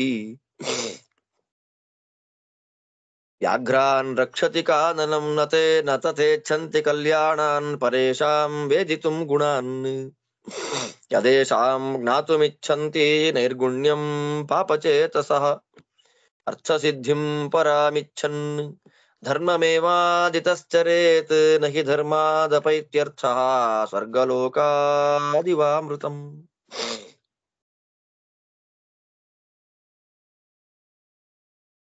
ಅಣ್ಣ, ಯಾರ ಜೊತೆ ಯುದ್ಧ ಮಾಡಬೇಕು ಅಂತ ದೇವತೆಗಳೇ ಹೆದರುತ್ತಾರೆ. ಇಂದ್ರಾದಿ ದೇವತೆಗಳೇ ಯಾರ ದ್ವೇಷ ಮಾಡ್ಲಿಕ್ಕೆ, ಯಾರ ವಿರೋಧವನ್ನ ಕಟ್ಕೊಳ್ಲಿಕ್ಕೆ ಹೆದರುತ್ತಾರೆ. ಅಂತಹ ಪಾಂಡವರ ವಿರೋಧ ಮಾಡಿಬಿಟ್ರೆ ಎಂತೆಂಥ ದೋಷಗಳಿದೆ ಅನ್ನೋದನ್ನ ಗಮನಿಸು ನೀನು. ನಾನು ಪ್ರತ್ಯೇಕ ಹೇಳೋದ್ ಬೇಡ, ನೀನು ಅಧ್ಯಯನ ಮಾಡಿದ್ದಿ. ಪಾಂಡವರ ವಿರೋಧ ಮಾಡ್ಲಿಕ್ಕೆ ದೇವತೆಗಳೇ ಭಯ ಪಡ್ತಾರೆ, ಇಂದ್ರ ಸಹಿತರಾದ ದೇವತೆಗಳಿಗೆ ಭಯ. ಹೀಗಿರೋ ಕಾಲಕ್ಕೆ ನಿನ್ನ ಮಕ್ಕಳವರ ವಿರೋಧ ಮಾಡಿದ್ರೆ ಏನಾಗತ್ತೆ ನೋಡು. ಅದರಿಂದ ಮಕ್ಕಳ ಜೊತೆಯಲ್ಲೇ ದ್ವೇಷ ಮಾಡ್ಕೊಂಡ್ಬಿಟ್ರೆ, ಮಕ್ಕಳನ್ನೇ ಶತ್ರುಗಳನ್ನಾಗಿ ಮಾಡ್ಕೊಂಡ್ರೆ ಬದುಕೋದು ಸುಲಭದಲ್ಲಿಲ್ಲ. ಭಯದಿಂದ ಬದುಕೋದು. ಯಾವಾಗ ಯಾರು ಬಂದು ತಲೆ ಕಡಿತಾರೆ ಗೊತ್ತಿಲ್ಲ, ಭಯದಿಂದ ಬದುಕಬೇಕು. ಮತ್ತೇನಾಗತ್ತೆ, ಕೀರ್ತಿ ಹಾಳಾಗ್ಬಿಡತ್ತೆ. ನೋಡ್ರಿ ಎಂತ ದೊಡ್ಡವನಾಗಿ ಮಕ್ಕಳನ್ನೇ ದ್ವೇಷ ಮಾಡ್ತಾ ಇದ್ದ, ತಾನು ಹೆತ್ತ ತನ್ನ ಸಂಬಂಧಿಗಳ ಮಕ್ಕಳನ್ನೇ ದ್ವೇಷ ಮಾಡ್ತಾ ಇದ್ದಾನಲ್ಲ ಇವನು ಅಂತ ಜನ ಬೈತಾರೆ. ಕೀರ್ತಿ ಹೋಗತ್ತೆ. ಕೊನೆಯದೇನು ಗೊತ್ತಾ, ನಮ್ಮನ್ನ ಯಾರು ದ್ವೇಷ ಮಾಡ್ತಾರೆ ಅವ್ರಿಗೆ ಸಂತೋಷ ಆಗತ್ತೆ. ಮನೆಗೆ ತಾತ್ಪರ್ಯ ಏನ್ ಗೊತ್ತಾ, ಮನೆಗಳಲ್ಲಿ ಗಲಾಟೆ ಆಗೋದ್ರಿಂದ ಬರುವ ತಾತ್ಪರ್ಯ ಏನು ಅಂತಂದ್ರೆ, ನಾವು ಹಾಳಾಗ್ಲಿ ಅಂತ ಯಾರು ಕಾಯ್ತಾ ಇರ್ತಾರೆ ಅವ್ರಿಗೆ ಸಂತೋಷ ಆಗತ್ತೆ. ಆಲೋಚನೆ ಮಾಡು. ಭೀಷ್ಮಾಚಾರ್ಯರ ಕೋಪ, ದ್ರೋಣಾಚಾರ್ಯರ ಕೋಪ, ಧರ್ಮರಾಜನ ಕೋಪ, ನಿನ್ನ ಕೋಪ, ನೀವೆಲ್ಲ ಸಾಮಾನ್ಯರ. ಭೀಷ್ಮರದ್ದು ಒಂದು, ದ್ರೋಣಾಚಾರ್ಯರು ಒಂದು ಕಡೆ, ಧರ್ಮರಾಜ ಒಂದು ಕಡೆ, ನೀನೊಂದು ಕಡೆ. ನಿಮ್ಮ 4 ಜನಗಳ ಕೋಪ ಒಂದೇ ಕಡೆ ಸೇರಿ ಅದು ದೊಡ್ಡ ಗ್ರಹವಾಗಿ, ಶ್ವೇತೋಗ್ರಹ ಅಂದ್ರೆ ಧೂಮಕೇತು ಅಂತ, ಉಲ್ಕಾಪಾತ ಆಕಾಶದಿಂದ ಬೀಳತ್ತಲ್ಲ ಕೆಳಗೆ, ಆ ಧೂಮಕೇತುವಾಗಿ ಬಿದ್ದು ಬಿಟ್ರೆ ಮನೆ ಉದ್ಧಾರ ಆಗತ್ತೇನಪ್ಪ, ಲೋಕವನ್ನೇ ನಾಶ ಮಾಡಿಬಿಡತ್ತೆ. ಆದ್ದರಿಂದ ಕೋಪ ಉಲ್ಕಾಪಾತವಾಗಿ, ಧೂಮಕೇತುವಾಗಿ ಲೋಕವನ್ನೇ ನಾಶ ಮಾಡ್ಲಿಕ್ಕೆ ಕಾರಣವಾಗುವ ಈ ಬಂಧು ದ್ವೇಷವನ್ನ ಬಿಡ್ರಿ. ದ್ವೇಷವನ್ನ ಮಾಡ್ಕೊಳ್ಬೇಡ್ರಿ. ಯಾಕೆ ಗೊತ್ತಾ, ನಿನಗೆ 100 ಮಕ್ಕಳು ಕರ್ಣ, ಜೊತೆಯಲ್ಲಿ 5 ಜನ ಪಾಂಡವರು.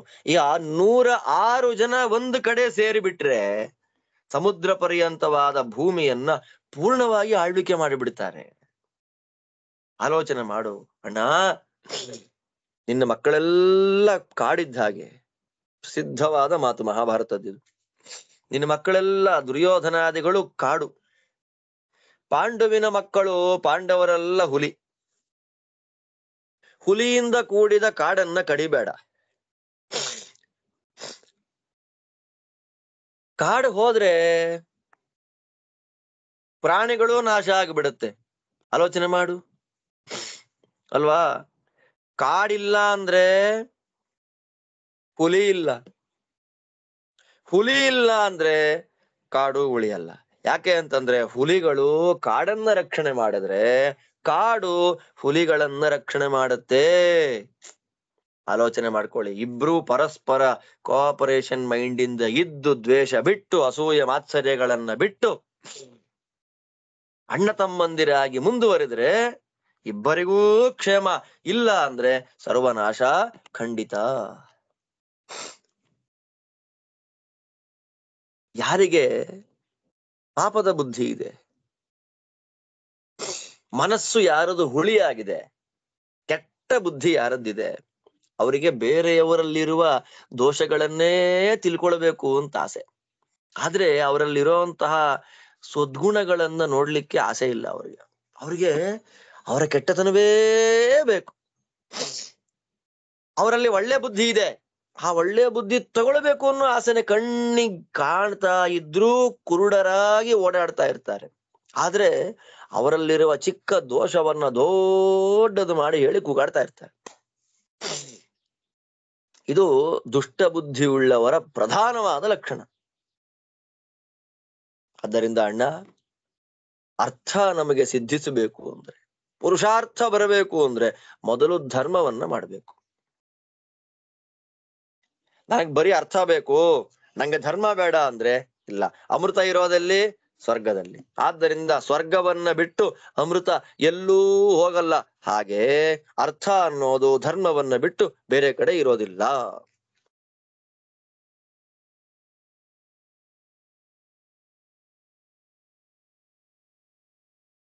ಸ್ಯಾತ್ಮಾ ವಿರತಃ ಪಾಪಾತ್ ಕಲ್ಯಾಣೇ ಚ ನಿವೇಶಿತಃ ತೇನ ಸರ್ವಮಿದಂ ಬುದ್ಧಂ ಪ್ರಕೃತಿರ್ ವಿಕೃತಿಶ್ಚಯ. ತುಂಬಾ ದೊಡ್ಡ ಮಾತಿದು. ಯಾರ ಮನಸ್ಸು ಪಾಪ ಇಲ್ಲ, ಪ್ರತಿನಿವೃತ್ತಿ, ಪಾಪದಿಂದ ವಿರತಿ, ಪಾಪ ಮಾಡ್ಬೇಕು ಅನ್ನೋ ಆಸಕ್ತಿನೇ ಅವನಿಗಿಲ್ಲ, ಅವನ ಮನಸ್ಸೆಲ್ಲ ಪಾಪದಿಂದ ಹಿಂದೆ ಬಂದುಬಿಟ್ಟಿದೆ, ಒಳ್ಳೆಯ ಕಲ್ಯಾಣದಲ್ಲೇ ಆಸಕ್ತವಾಗಿದೆ. ಅವನು ಎಲ್ಲ ತಿಳಿದು ಬಿಟ್ಟಿದ್ದಾನೆ ಅಂತ. ಪ್ರಕೃತಿ ವಿಕೃತಿ, ವಿಕೃತಿಯಿಂದ ಕೂಡಿದ ಪ್ರಕೃತಿ ಅದೇ ಜಗತ್ತು. ಜಗತ್ತನ್ನೆಲ್ಲವನ್ನ ತಿಳಿದ ಸರ್ವಜ್ಞನಾಗಿ ಬಿಡ್ತಾನೆ. ಎಂಥ ಮಾತು! ಆದ್ದರಿಂದ ಮನಸ್ಸು ಪಾಪದಲ್ಲಿ ಇಡಬಾರದು, ಪಾಪದಲ್ಲಿ ಇರಬಾರದು. ಯೋ ಧರ್ಮಮರ್ಥಂ ಕಾಮಂಚ ಯಥಾಕಾಲಂ ನಿಷೇವತೆ ಧರ್ಮಾರ್ಥ ಕಾಮ ಸಂಯೋಗಂ ಸ್ವಮುತ್ರೇಹ ಚ ವಿಂದತಿ. ಇದೇ ತರ ವಾಕ್ಯ ಬಂದಿತ್ತು ಮೊದಲು. ಧರ್ಮ ಅರ್ಥ ಕಾಮ. ಕಾಮವನ್ನ ಅನುಭವಿಸುವ ಕಾಲದಲ್ಲಿ ಅರ್ಥ, ಅರ್ಥವನ್ನ ಅನುಭವಿಸುವ ಕಾಲದಲ್ಲಿ ಧರ್ಮ ಆಗಬಾರದು. ಧರ್ಮಾರ್ಥ ಕಾಮಗಳನ್ನ ಯಾವಾಗ ಯಾವುದನ್ನ ಅನುಭವಿಸಬೇಕೋ ಅವಾಗದನ್ನ ಅನುಭವಿಸ್ತಕ್ಕಂತಹ ವ್ಯಕ್ತಿ ಇಲ್ಲೂ ಸುಖವಾಗಿರ್ತಾನೆ, ಪರಲೋಕದಲ್ಲೂ ಸುಖವಾಗಿರ್ತಾನೆ. ದೇಶಕಾಲ ಜ್ಞಾನ ಅತ್ಯಂತ ಮುಖ್ಯ. ಸನ್ನಿಯಚ್ಛತಿ ಯೋ ವೇಗಂ ಉತ್ಥಿತಂ ಕ್ರೋಧ ಹರ್ಷಯೋ ಸಶ್ರಿಯೋ ಭಾಜನಂ ರಾಜನ್ ಯಶ್ಚಾಪತ್ಸು ನ ಮುಹ್ಯತಿ. ಯಾರಿಗೆ ಕೆಲವರಿಗೆ ತುಂಬಾ ಸಂತೋಷ ಆಗ್ಬಿಟ್ರೆ ತರ್ಕೊಳಕ್ ಆಗಲ್ಲ, ಕೆಲವರಿಗೆ ತುಂಬಾ ಕೋಪ ಬಂದ್ರೂ ತರ್ಕೊಳಕ್ ಆಗಲ್ಲ.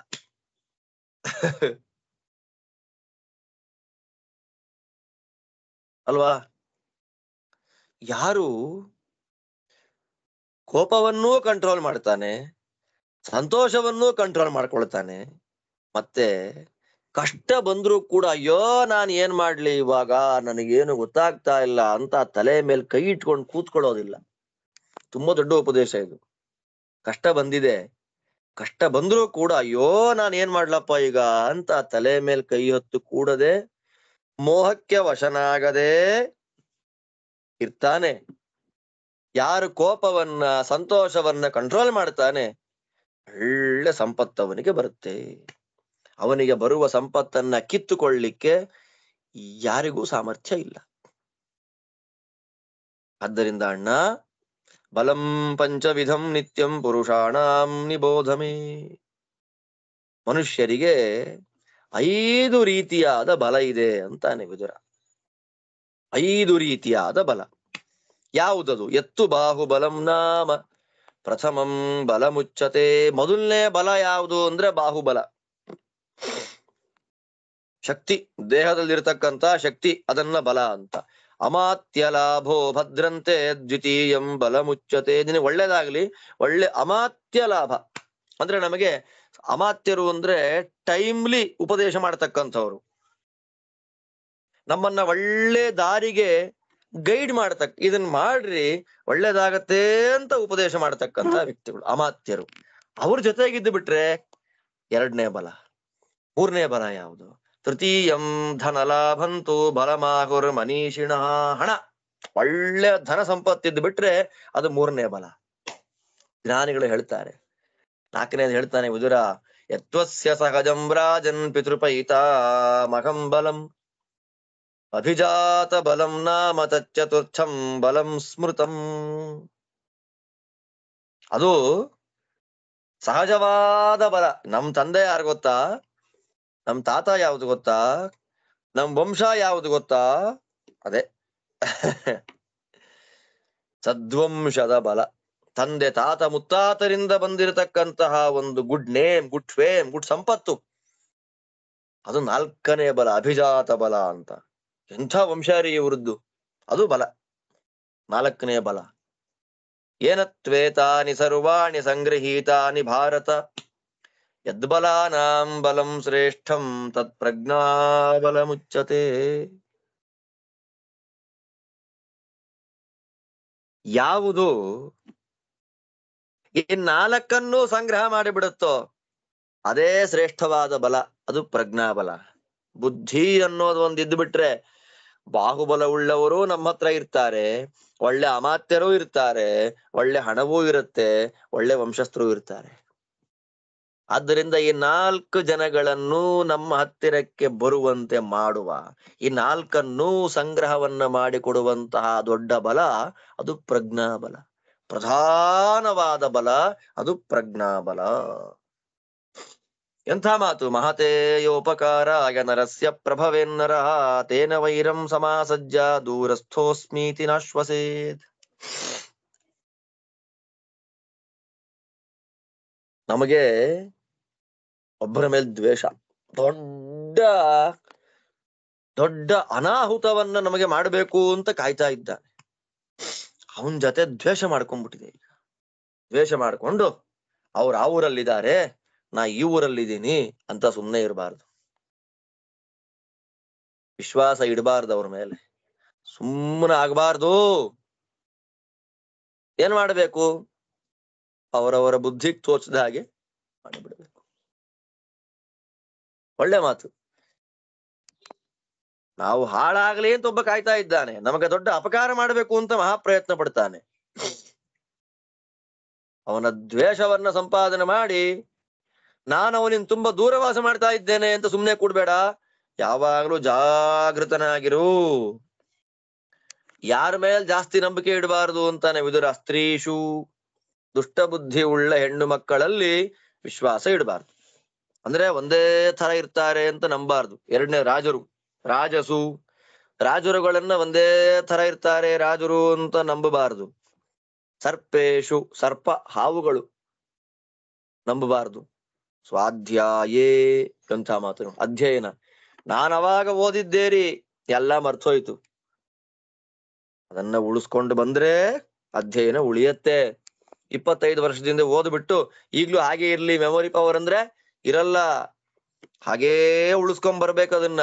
ಆದ್ದರಿಂದ ಓದಿದ್ದೇನೆ ಅನ್ನುವುದರಾಗ ಅಧ್ಯಯನದ ಮೇಲೆ ನಂಬಿಕೆ ಇಡಬೇಡ, ನಿರಂತರ ಓದ್ತಾ ಇರು. ಶತ್ರು ಸೇವಿಷು, ಯಾರು ಶತ್ರುಗಳನ್ನ ಸೇವೆ ಮಾಡ್ತಾರೆ ಅವ್ರನ್ನ ನಂಬೇಡ.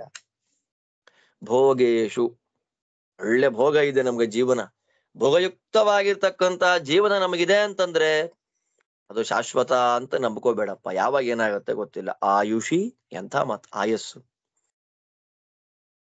ಕೆಟ್ಟ ಬುದ್ಧಿಯುಳ್ಳ ಹೆಣ್ಣು ಮಕ್ಕಳು, ರಾಜರು, ಹಾವುಗಳು, ಅಧ್ಯಯನ, ಶತ್ರುಗಳನ್ನ ಸೇವೆ ಮಾಡತಕ್ಕಂತ ವ್ಯಕ್ತಿಗಳು, ಭೋಗಭಾಗ್ಯಗಳು ಮತ್ತು ಆಯಸ್ಸು, ಇವುಗಳ ಮೇಲೆ ಬುದ್ಧಿವಂತನಾದವನು ಯಾರಾದ್ರೂ ಇದು ಶಾಶ್ವತವಾಗಿರುತ್ತೆ ಅಂತ ನಂಬಿಕೆ ಇಡ್ತಾನೇನ್ರಿ? ಎಂತ ಮಾತು ನೋಡಿ ಇದ್ರ ಹೇಳೋದು. 5-6 ಶ್ಲೋಕ ಇದೆ, ಮುಗಿಸ್ಬಿಡ್ತೀನಿ ಅಧ್ಯಾಯ ಇವತ್ತು. ಪ್ರಜ್ಞಾಶರೇಣಾಭಿಹತಸ್ಯ ಜಂತೋಃ ಚಿಕಿತ್ಸಕಾಃ ಸಂತಿ ನ ಚೌಷಧಾನಿ ನ ಹೋಮ ಮಂತ್ರಾಃ ನ ಚ ಮಂಗಲಾನಿ ನಾಥರ್ವಣಾನಾಪ್ಯಗದಾ ಸುಸಿದ್ಧಾಃ. ಯಾರಿಗೆ ವಿವೇಕ ಹೊರಟೋಗಿದೆ, ಪ್ರಜ್ಞಾಶೂನ್ಯನಾಗಿದ್ದಾನೆ ಅಂತಾರಲ್ಲ, ಪ್ರಜ್ಞೆಯೇ ಯಾವ ಮನುಷ್ಯನಿಗೆ ಹೊರಟೋಗಿದೆ, ವಿವೇಕ ಹೊರಟೋಗಿದೆ, ಡಾಕ್ಟರ್ಸ್ ಇದ್ರು ಮೆಡಿಸಿನ್ಸ್ ಇಲ್ಲ ಅವರಿಗೆ, ಔಷಧಿ ಇಲ್ಲ, ಹೋಮ ಇಲ್ಲ, ಮಂತ್ರ ಇಲ್ಲ, ಮಂಗಳಗಳಿಲ್ಲ, ಅಥರ್ವ ಮಂತ್ರಗಳಿಲ್ಲ, ಅಥವಾ ಅತ್ಯಂತ ಪ್ರಸಿದ್ಧವಾದ ಔಷಧಿಗಳು ಯಾವುದೂ ಇಲ್ಲ. ಪ್ರಜ್ಞೆನೇ ಇಲ್ಲ ಅವನಿಗೆ ಅಂತಂದ್ರೆ ಏನಿದ್ದೇನ್ ಪ್ರಯೋಜನ? ಅದರಿಂದ ಪ್ರಜ್ಞೆ ಅತ್ಯಂತ ಪ್ರಧಾನವಾದದ್ದು. ಆದ್ದರಿಂದ ಬುದ್ಧಿಯನ್ನ ಸಂಪಾದನೆ ಮಾಡಿಕೊಂಡ್ರೆ ಅರ್ಥ, ಭೋಗ, ಭಾಗ್ಯ, ಐಶ್ವರ್ಯ ಎಲ್ಲ ಫಾಲೋ ಮಾಡುತ್ತೆ. ಆದ್ದರಿಂದ ಅಣ್ಣ, ಸರ್ಪಶ್ಚ ಅಗ್ನಿಶ್ಚ ಸಿಂಹಶ್ಚ ಕುಲಪುತ್ರಶ್ಚ ಭಾರತ ನಾವಜ್ಞೇಯ ಮನುಷ್ಯೇಣ ಸರ್ವೇ ಹ್ಯೇತೆ ಅತಿ ತೇಜಸ. ಅಣ್ಣ, ಸರ್ಪ, ಬೆಂಕಿ, ಸಿಂಹ, ಕುಲಪುತ್ರ. ಕುಲಪುತ್ರ ಅಂತಂದ್ರೆ ವಂಶೋದ್ಧಾರಕನಾದ ಮಗ. ಇಷ್ಟು ಜನಗಳಿಗೆ ಅವಮಾನ ಮಾಡಬಾರ್ದು. ಇವ್ರಿಗೆ ಅವಮಾನ ಮಾಡಿದ್ರೆ ಹಾಳಾಗಿ ಹೋಗ್ತೇವೆ. ಸರ್ಪಕ್ಕೆ ಅವಮಾನ ಮಾಡಿದ್ರೆ ಕಚ್ಚಿ ಬಿಡುತ್ತೆ, ಅಗ್ನಿಗೆ ಅವಮಾನ ಮಾಡಿದ್ರೆ ಆಯುಷ್ಯ ಹೊರಟು ಹೋಗುತ್ತೆ, ಸಿಂಹಕ್ಕೆ ಅವಮಾನ ಮಾಡಿದ್ರೆ ಸಾಯುಸ್ ತಿಂದು ಬಿಡುತ್ತೆ, ಕುಲಪುತ್ರನಿಗೆ ಅವಮಾನ ಮಾಡಿದ್ರೆ ವಂಶವೇ ಹಾಳಾಗ್ಬಿಡುತ್ತೆ. ಆದ್ದರಿಂದ ಇವ್ರು ಯಾರಿಗೂ ಅವಮಾನ ಮಾಡಬಾರದು. ಇವರೆಲ್ಲರೂ ಕೂಡ ಒಳ್ಳೆಯ ಅತಿ ತೇಜಸಃ, ಅದ್ಭುತವಾಗಿರತಕ್ಕಂತಹ ತೇಜಸ್ಸಿನಿಂದ ಕೂಡಿದಂತಹ ವ್ಯಕ್ತಿಗಳು. ಇಷ್ಟು ಜನ. ಅಗ್ನಿಸ್ತೇಜೋ ಮಹಲ್ಲೋಕೆ ಗೂಢಸ್ಥಿಷ್ಠತಿ ದಾರುಷು ನಚೋಪಯುಂಕ್ತೆ ತದ್ದಾರು ಯಾವನ್ನೋದ್ದೀಪ್ಯತೆ ಪರೈಹಿ ಸ ಏವ ಖಲು ದಾರುಭ್ಯೋ ಯದಾ ನಿರ್ಮಥ್ಯ ದೀಪ್ಯತೆ ತದ್ದಾರು ಚ ವನಂ ಚಾನ್ಯನ್ನಿರ್ದಹತ್ಯಾಶು ತೇಜಸ. ಅಗ್ನಿ ಇಡೀ ಊರನ್ನೇ, ಜಗತ್ತನ್ನೇ ಸುಟ್ಟು ಬೂದಿ ಮಾಡುವ ಅಗ್ನಿ ಎಲ್ದಿರತ್ತೆ ಅಂದ್ರೆ ಕಟ್ಟಿಗೆ ಎಲ್ಲಿರತ್ತೆ? ಯಾರಿಗಾರ ಕಣ್ಣಿಗೆ ಕಾಣುತ್ತಾ ಅದು? ಅಲ್ವಾ? ಅದಕ್ಕೆ ಒಬ್ರು ಬೆಂಕಿ ಕೊಡೋ ತನಕ ಅದು ಮರ ತಿನ್ನೋದಿಲ್ಲ. ಅದೇ ನೋಡ್ರಿ, 2 ಅರಣಿಗಳನ್ನ, 2 ಕಟ್ಟಿಗೆಗಳನ್ನ ತಗೊಂಡು ಕ್ಲೀನ್ ಆಗಿ ಮಥನ ಮಾಡಿಬಿಟ್ರೆ ಸಾಕು. ಒಂದು ಸಲ ಬೆಂಕಿ ಉರಿಲಿಕ್ಕೆ ಶುರುವಾದ್ರೆ ಇಡೀ ಕಾಡನ್ನೇ ಸುಟ್ಟು ಬೂದಿ ಮಾಡುವಂತ ಸಾಮರ್ಥ್ಯ. ತಾತ್ಪರ್ಯ ಏನು? ತೇಜಸ್ವಿಗಳಾದ ವ್ಯಕ್ತಿಗಳನ್ನ ಕೆಣಕಲಿಕ್ಕೆ ಹೋಗಬಾರದು. ಏವಮೇವ ಕುಲೇ ಜಾತಾಃ ಪಾವಕೋಪಮ ತೇಜಸಃ ಕ್ಷಮಾವಂತೋ ನಿರಾಕಾರಾಃ ಕಾಷ್ಠೇಗ್ನಿರಿವ ಶೇರತೆ ಲತಾ ಧರ್ಮಾತ್ವಂ ಸಪುತ್ರಃ ಸಾಲಾಃ ಪಾಂಡುಸುತಾ ಮತಾಃ ನಲತಾ ವರ್ಧತೆ ಜಾತು ಮಹಾದ್ರುಮ ವನಾಶ್ರಿತ. ಆದ್ದರಿಂದ ಅಣ್ಣ, ಹೀಗೆ ಒಳ್ಳೆ ನಮ್ಮ ವಂಶದಲ್ಲಿ ಹುಟ್ಟಿದ್ದಾರೆ, ಅಗ್ನಿಯಂತೆ ಒಳ್ಳೆ ತೇಜಸ್ಸಿನಿಂದ ಕೂಡಿದ್ದಾರೆ, ಒಳ್ಳೆ ಕ್ಷಮಾ ಗುಣಯುಕ್ತರಾಗಿದ್ದಾರೆ, ತಮ್ಮ ಕೋಪವನ್ನ ಎಂದೂ ತೋರಿಸೋದಿಲ್ಲ. ಅಂತ ಮಹಾನುಭಾವರಾದ ಪಾಂಡವರು ಕಟ್ಟಿಗೆಯಲ್ಲಿ ಇರುವ ಅಗ್ನಿಯಂತೆ ಇದ್ದಾರೆ. ಮಥನ ಮಾಡಿ ಕೆಣಕಲಿಕ್ಕೆ ಹೋಗಿ ಕೋಪ ಬರಿಸ್ಬೇಡ, ಸುಟ್ಟೋಗ್ತಿ. ಧರ್ಮ, ದುರ್ಯೋಧನಾದಿಗಳ ಜೊತೆಯಲ್ಲಿ ನೀನ್ ಏನಿದ್ದಿ, ನೀವೆಲ್ಲ ಬಳ್ಳಿ ಲತೆಗಳಿದ್ದ ಹಾಗೆ ನೀವು. ಪಾಂಡವರು ಸಾಲ ವೃಕ್ಷಗಳು. ಲತೆಗೆ ವೃಕ್ಷದ ಆಶ್ರಯ ಬೇಕು. ಲತೆ ಇಂಡಿಪೆಂಡೆಂಟ್ ಟ್ರೀ ಅಲ್ಲ, ಡಿಪೆಂಡೆಂಟ್. ಮರವನ್ನ ಆಶ್ರಯಿಸಿಯೇ ಲತೆ ಬೆಳೆಯೋದು. ಆಲೋಚನೆ ಮಾಡಿ. ನೀನ್ ಚೆನ್ನಾಗಿರ್ಬೇಕು ಅಂದ್ರೆ ಪಾಂಡವರ ಆಶ್ರಯ ಬೇಕು. ವನಂ ರಾಜನ್ ತವ ಪುತ್ರೋಂಬಿಕೆಯ ಸಿಂಹಾನ್ ವನೆ ಪಾಂಡವಾನ್ ತಾತವಿದ್ಧಿ ಸಿಂಹೈರ್ವಿಹೀನಂ ಹಿ ವನಂ ವಿನಶ್ಯೇತ್ ಸಿಂಹ ವಿನಶ್ಯೇಯುರುತೇ ವನೇನ. ಅಂಬಿಕೆಯ ಮಗನಾದ ಧೃತರಾಷ್ಟ್ರನೇ, ನಿನ್ನ ಮಗ ದುರ್ಯೋಧನ ಕಾಡು. ಪಾಂಡವರು ಕಾಡಿನಲ್ಲಿ ವಾಸ ಮಾಡುವ ಸಿಂಹಗಳು. ಸಿಂಹಗಳಿಲ್ಲ ಅಂದ್ರೆ ಕಾಡು ನಾಶ ಆಗ್ಬಿಡತ್ತೆ, ಕಾಡಿಲ್ಲ ಅಂದ್ರೆ ಸಿಂಹ ನಾಶ ಆಗ್ಬಿಡತ್ತೆ. ಅಣ್ಣ, ಹೇಳಿದ್ದನ್ನ ನಾನು ಮತ್ತೆ ಮತ್ತೆ ಮತ್ತೆ ಮತ್ತೆ ಹೇಳ್ತಾ ಇದ್ದೀನಿ, ಅದನ್ನೇ ಹೇಳ್ತಿದ್ದೀನಿ ಅಂತ ನೀನ್ ದಯಮಾಡಿ ಬೇಜಾರು ಮಾಡ್ಕೋಬೇಡ. ಪಾಂಡವರ ದ್ವೇಷ ಅನ್ನೋದು ಒಳ್ಳೇದಕ್ಕೆ ಖಂಡಿತವಾಗಲು ಅಲ್ಲ ಅಲ್ಲ ಅಲ್ಲ. ನಾನು ಹೇಳೋದು ಹೇಳಿಬಿಡ್ತೇನೆ, ಇನ್ನೇನ್ ಬೇಕಾದ್ರೂ ಮಾಡೋದು ನಿನ್ನ ಕರ್ತವ್ಯ ಅಂತ ಹೇಳಿ ವಿದುರ ಪರಮಾದ್ಭುತವಾದ ಕ್ರಮದಲ್ಲಿ ತನ್ನ ನೀತಿಯನ್ನ ತಿಳಿಸಿಕೊಡ್ತಾ, ಅದರಲ್ಲಿ ನಮಗೂ ಅನೇಕ ನೀತಿ ಪಾಠಗಳನ್ನ ಮಾಡ್ತಾ ಇದ್ದಾನೆ ಅಂತನ್ನುವಲ್ಲಿಗೆ ಇತಿ ಶ್ರೀಮನ್ ಮಹಾಭಾರತೆ ಶತಸಹಸ್ರಿಕಾಯಾಂ ಸಂಹಿತಾಯಾಂ ವೈಯಾಸಿಕ್ಯಾಂ ಉದ್ಯೋಗ ಪರ್ವಣಿ ಸಪ್ತತ್ರಿಂಶೋಧ್ಯಾಯ ಪ್ರಜಾಗರ ಪರ್ವಣಿ ಷಷ್ಠೋಧ್ಯಾಯ. ಇಲ್ಲಿಗೆ ಶ್ರೀಮದ್ ವೇದವ್ಯಾಸ ವಿರಚಿತ ಲಕ್ಷ ಶ್ಲೋಕಾತ್ಮಕ ಶ್ರೀಮನ್ ಮಹಾಭಾರತ ಸಂಹಿತಾದಲ್ಲಿ ಉದ್ಯೋಗ ಪರ್ವದಲ್ಲಿ 37ನೇ ಅಧ್ಯಾಯ ಮುಗಿತದೆ. ಜೊತೆಯಲ್ಲೇ ಪ್ರಜಾಗರ ಪರ್ವ ವಿದುರ ನೀತಿಯಲ್ಲಿ 6ನೇ ಅಧ್ಯಾಯ ಮುಗಿಯುತ್ತೆ. ಜೊತೆಯಲ್ಲಿ ಇವತ್ತಿನ ಪಾಠವೂ ಮುಗಿಯುತ್ತೆ. ಇಲ್ಲಿಂದ ಇನ್ 4 ಅಧ್ಯಾಯಗಳು ವಿದುರ ನೀತಿಯಲ್ಲಿ ಉಳಿದಿದೆ. ಆ ಚಿಕ್ಕ ಚಿಕ್ಕ ಅಧ್ಯಾಯಗಳೇ. ಆ 4 ಅಧ್ಯಾಯ ಮುಗಿತಾ ಇದ್ದ ಹಾಗೇನೆ ಅನುವಾದ. ಯಾಕೆಂದ್ರೆ ನೆಕ್ಸ್ಟ್ ಸನತ್ ಸುಜಾತೀಯ ಇತ್ಯಾದಿಗಳೆಲ್ಲ ಬಂದು ಬಿಡತ್ತೆ. ಒಟ್ಟೊಟ್ಟಿಗೆ 2 ಶುದ್ಧ ಘನಿಷ್ಠವಾದ ತತ್ವ ನೀತಿಯನ್ನ ಕೇಳಲಿಕ್ಕೆ ಆಗೋದಿಲ್ಲ. ಆದ್ದರಿಂದ 41 ಅಧ್ಯಾಯಗಳವರೆಗೂ ಉದ್ಯೋಗ ಪರ್ವದಲ್ಲಿ ತುಂಬಾ ದೊಡ್ಡ ಪರ್ವ ಇದಾದ್ದರಿಂದ 5-6 ಭಾಗ ಮಾಡ್ಬೇಕಾಗತ್ತೆ ನಾವು ಇದಕ್ಕೆ. ಇರ್ಲಿ, ಈ 4 ವಿದುರ ನೀತಿಯ ಭಾಗದವರೆಗೂ ಮುಗಿಸಿ ಅಲ್ಲಿಂದ ಅನುವಾದಕ್ಕೆ ತಯಾರು ಮಾಡ್ಕೊಳ್ಳೋಣ. ಅನುವಾದ ಆದ್ಮೇಲೆ ಸನತ್ ಸುಜಾತೀಯ ಪರ್ವದಿಂದ ಮತ್ತೆ ಪುನಃ ಕಂಟಿನ್ಯೂ ಮಾಡೋಣ ಅಂತ ಹೇಳ್ತಾ, ಎಲ್ಲರಿಗೂ ಭಗವಂತ ಭಾರತದ ಜ್ಞಾನ ಕೊಟ್ಟು ಉದ್ಧಾರ ಮಾಡ್ಲಿ ಅಂತ ಹೇಳ್ತಾ ಇವತ್ತಿನ ಭಾರತ ಚಿಂತನೆಯನ್ನ ಇಲ್ಲಿ ಮುಗಿಸ್ತಾ ಇದ್ದೇನೆ. ಎಲ್ಲರಿಗೂ ಭಗವಂತ ಒಳ್ಳೇದು ಮಾಡ್ಲಿ. 5 ನಿಮಿಷ ಲೇಟ್ ಮಾಡ್ಬಿಟ್ಟೆ, ಕ್ಷಮಿಸಿ. ಮತ್ತೆ ನಾಳೆ ನೋಡೋಣ. ಶ್ರೀಕೃಷ್ಣ ಅರ್ಪಣಮಸ್ತು.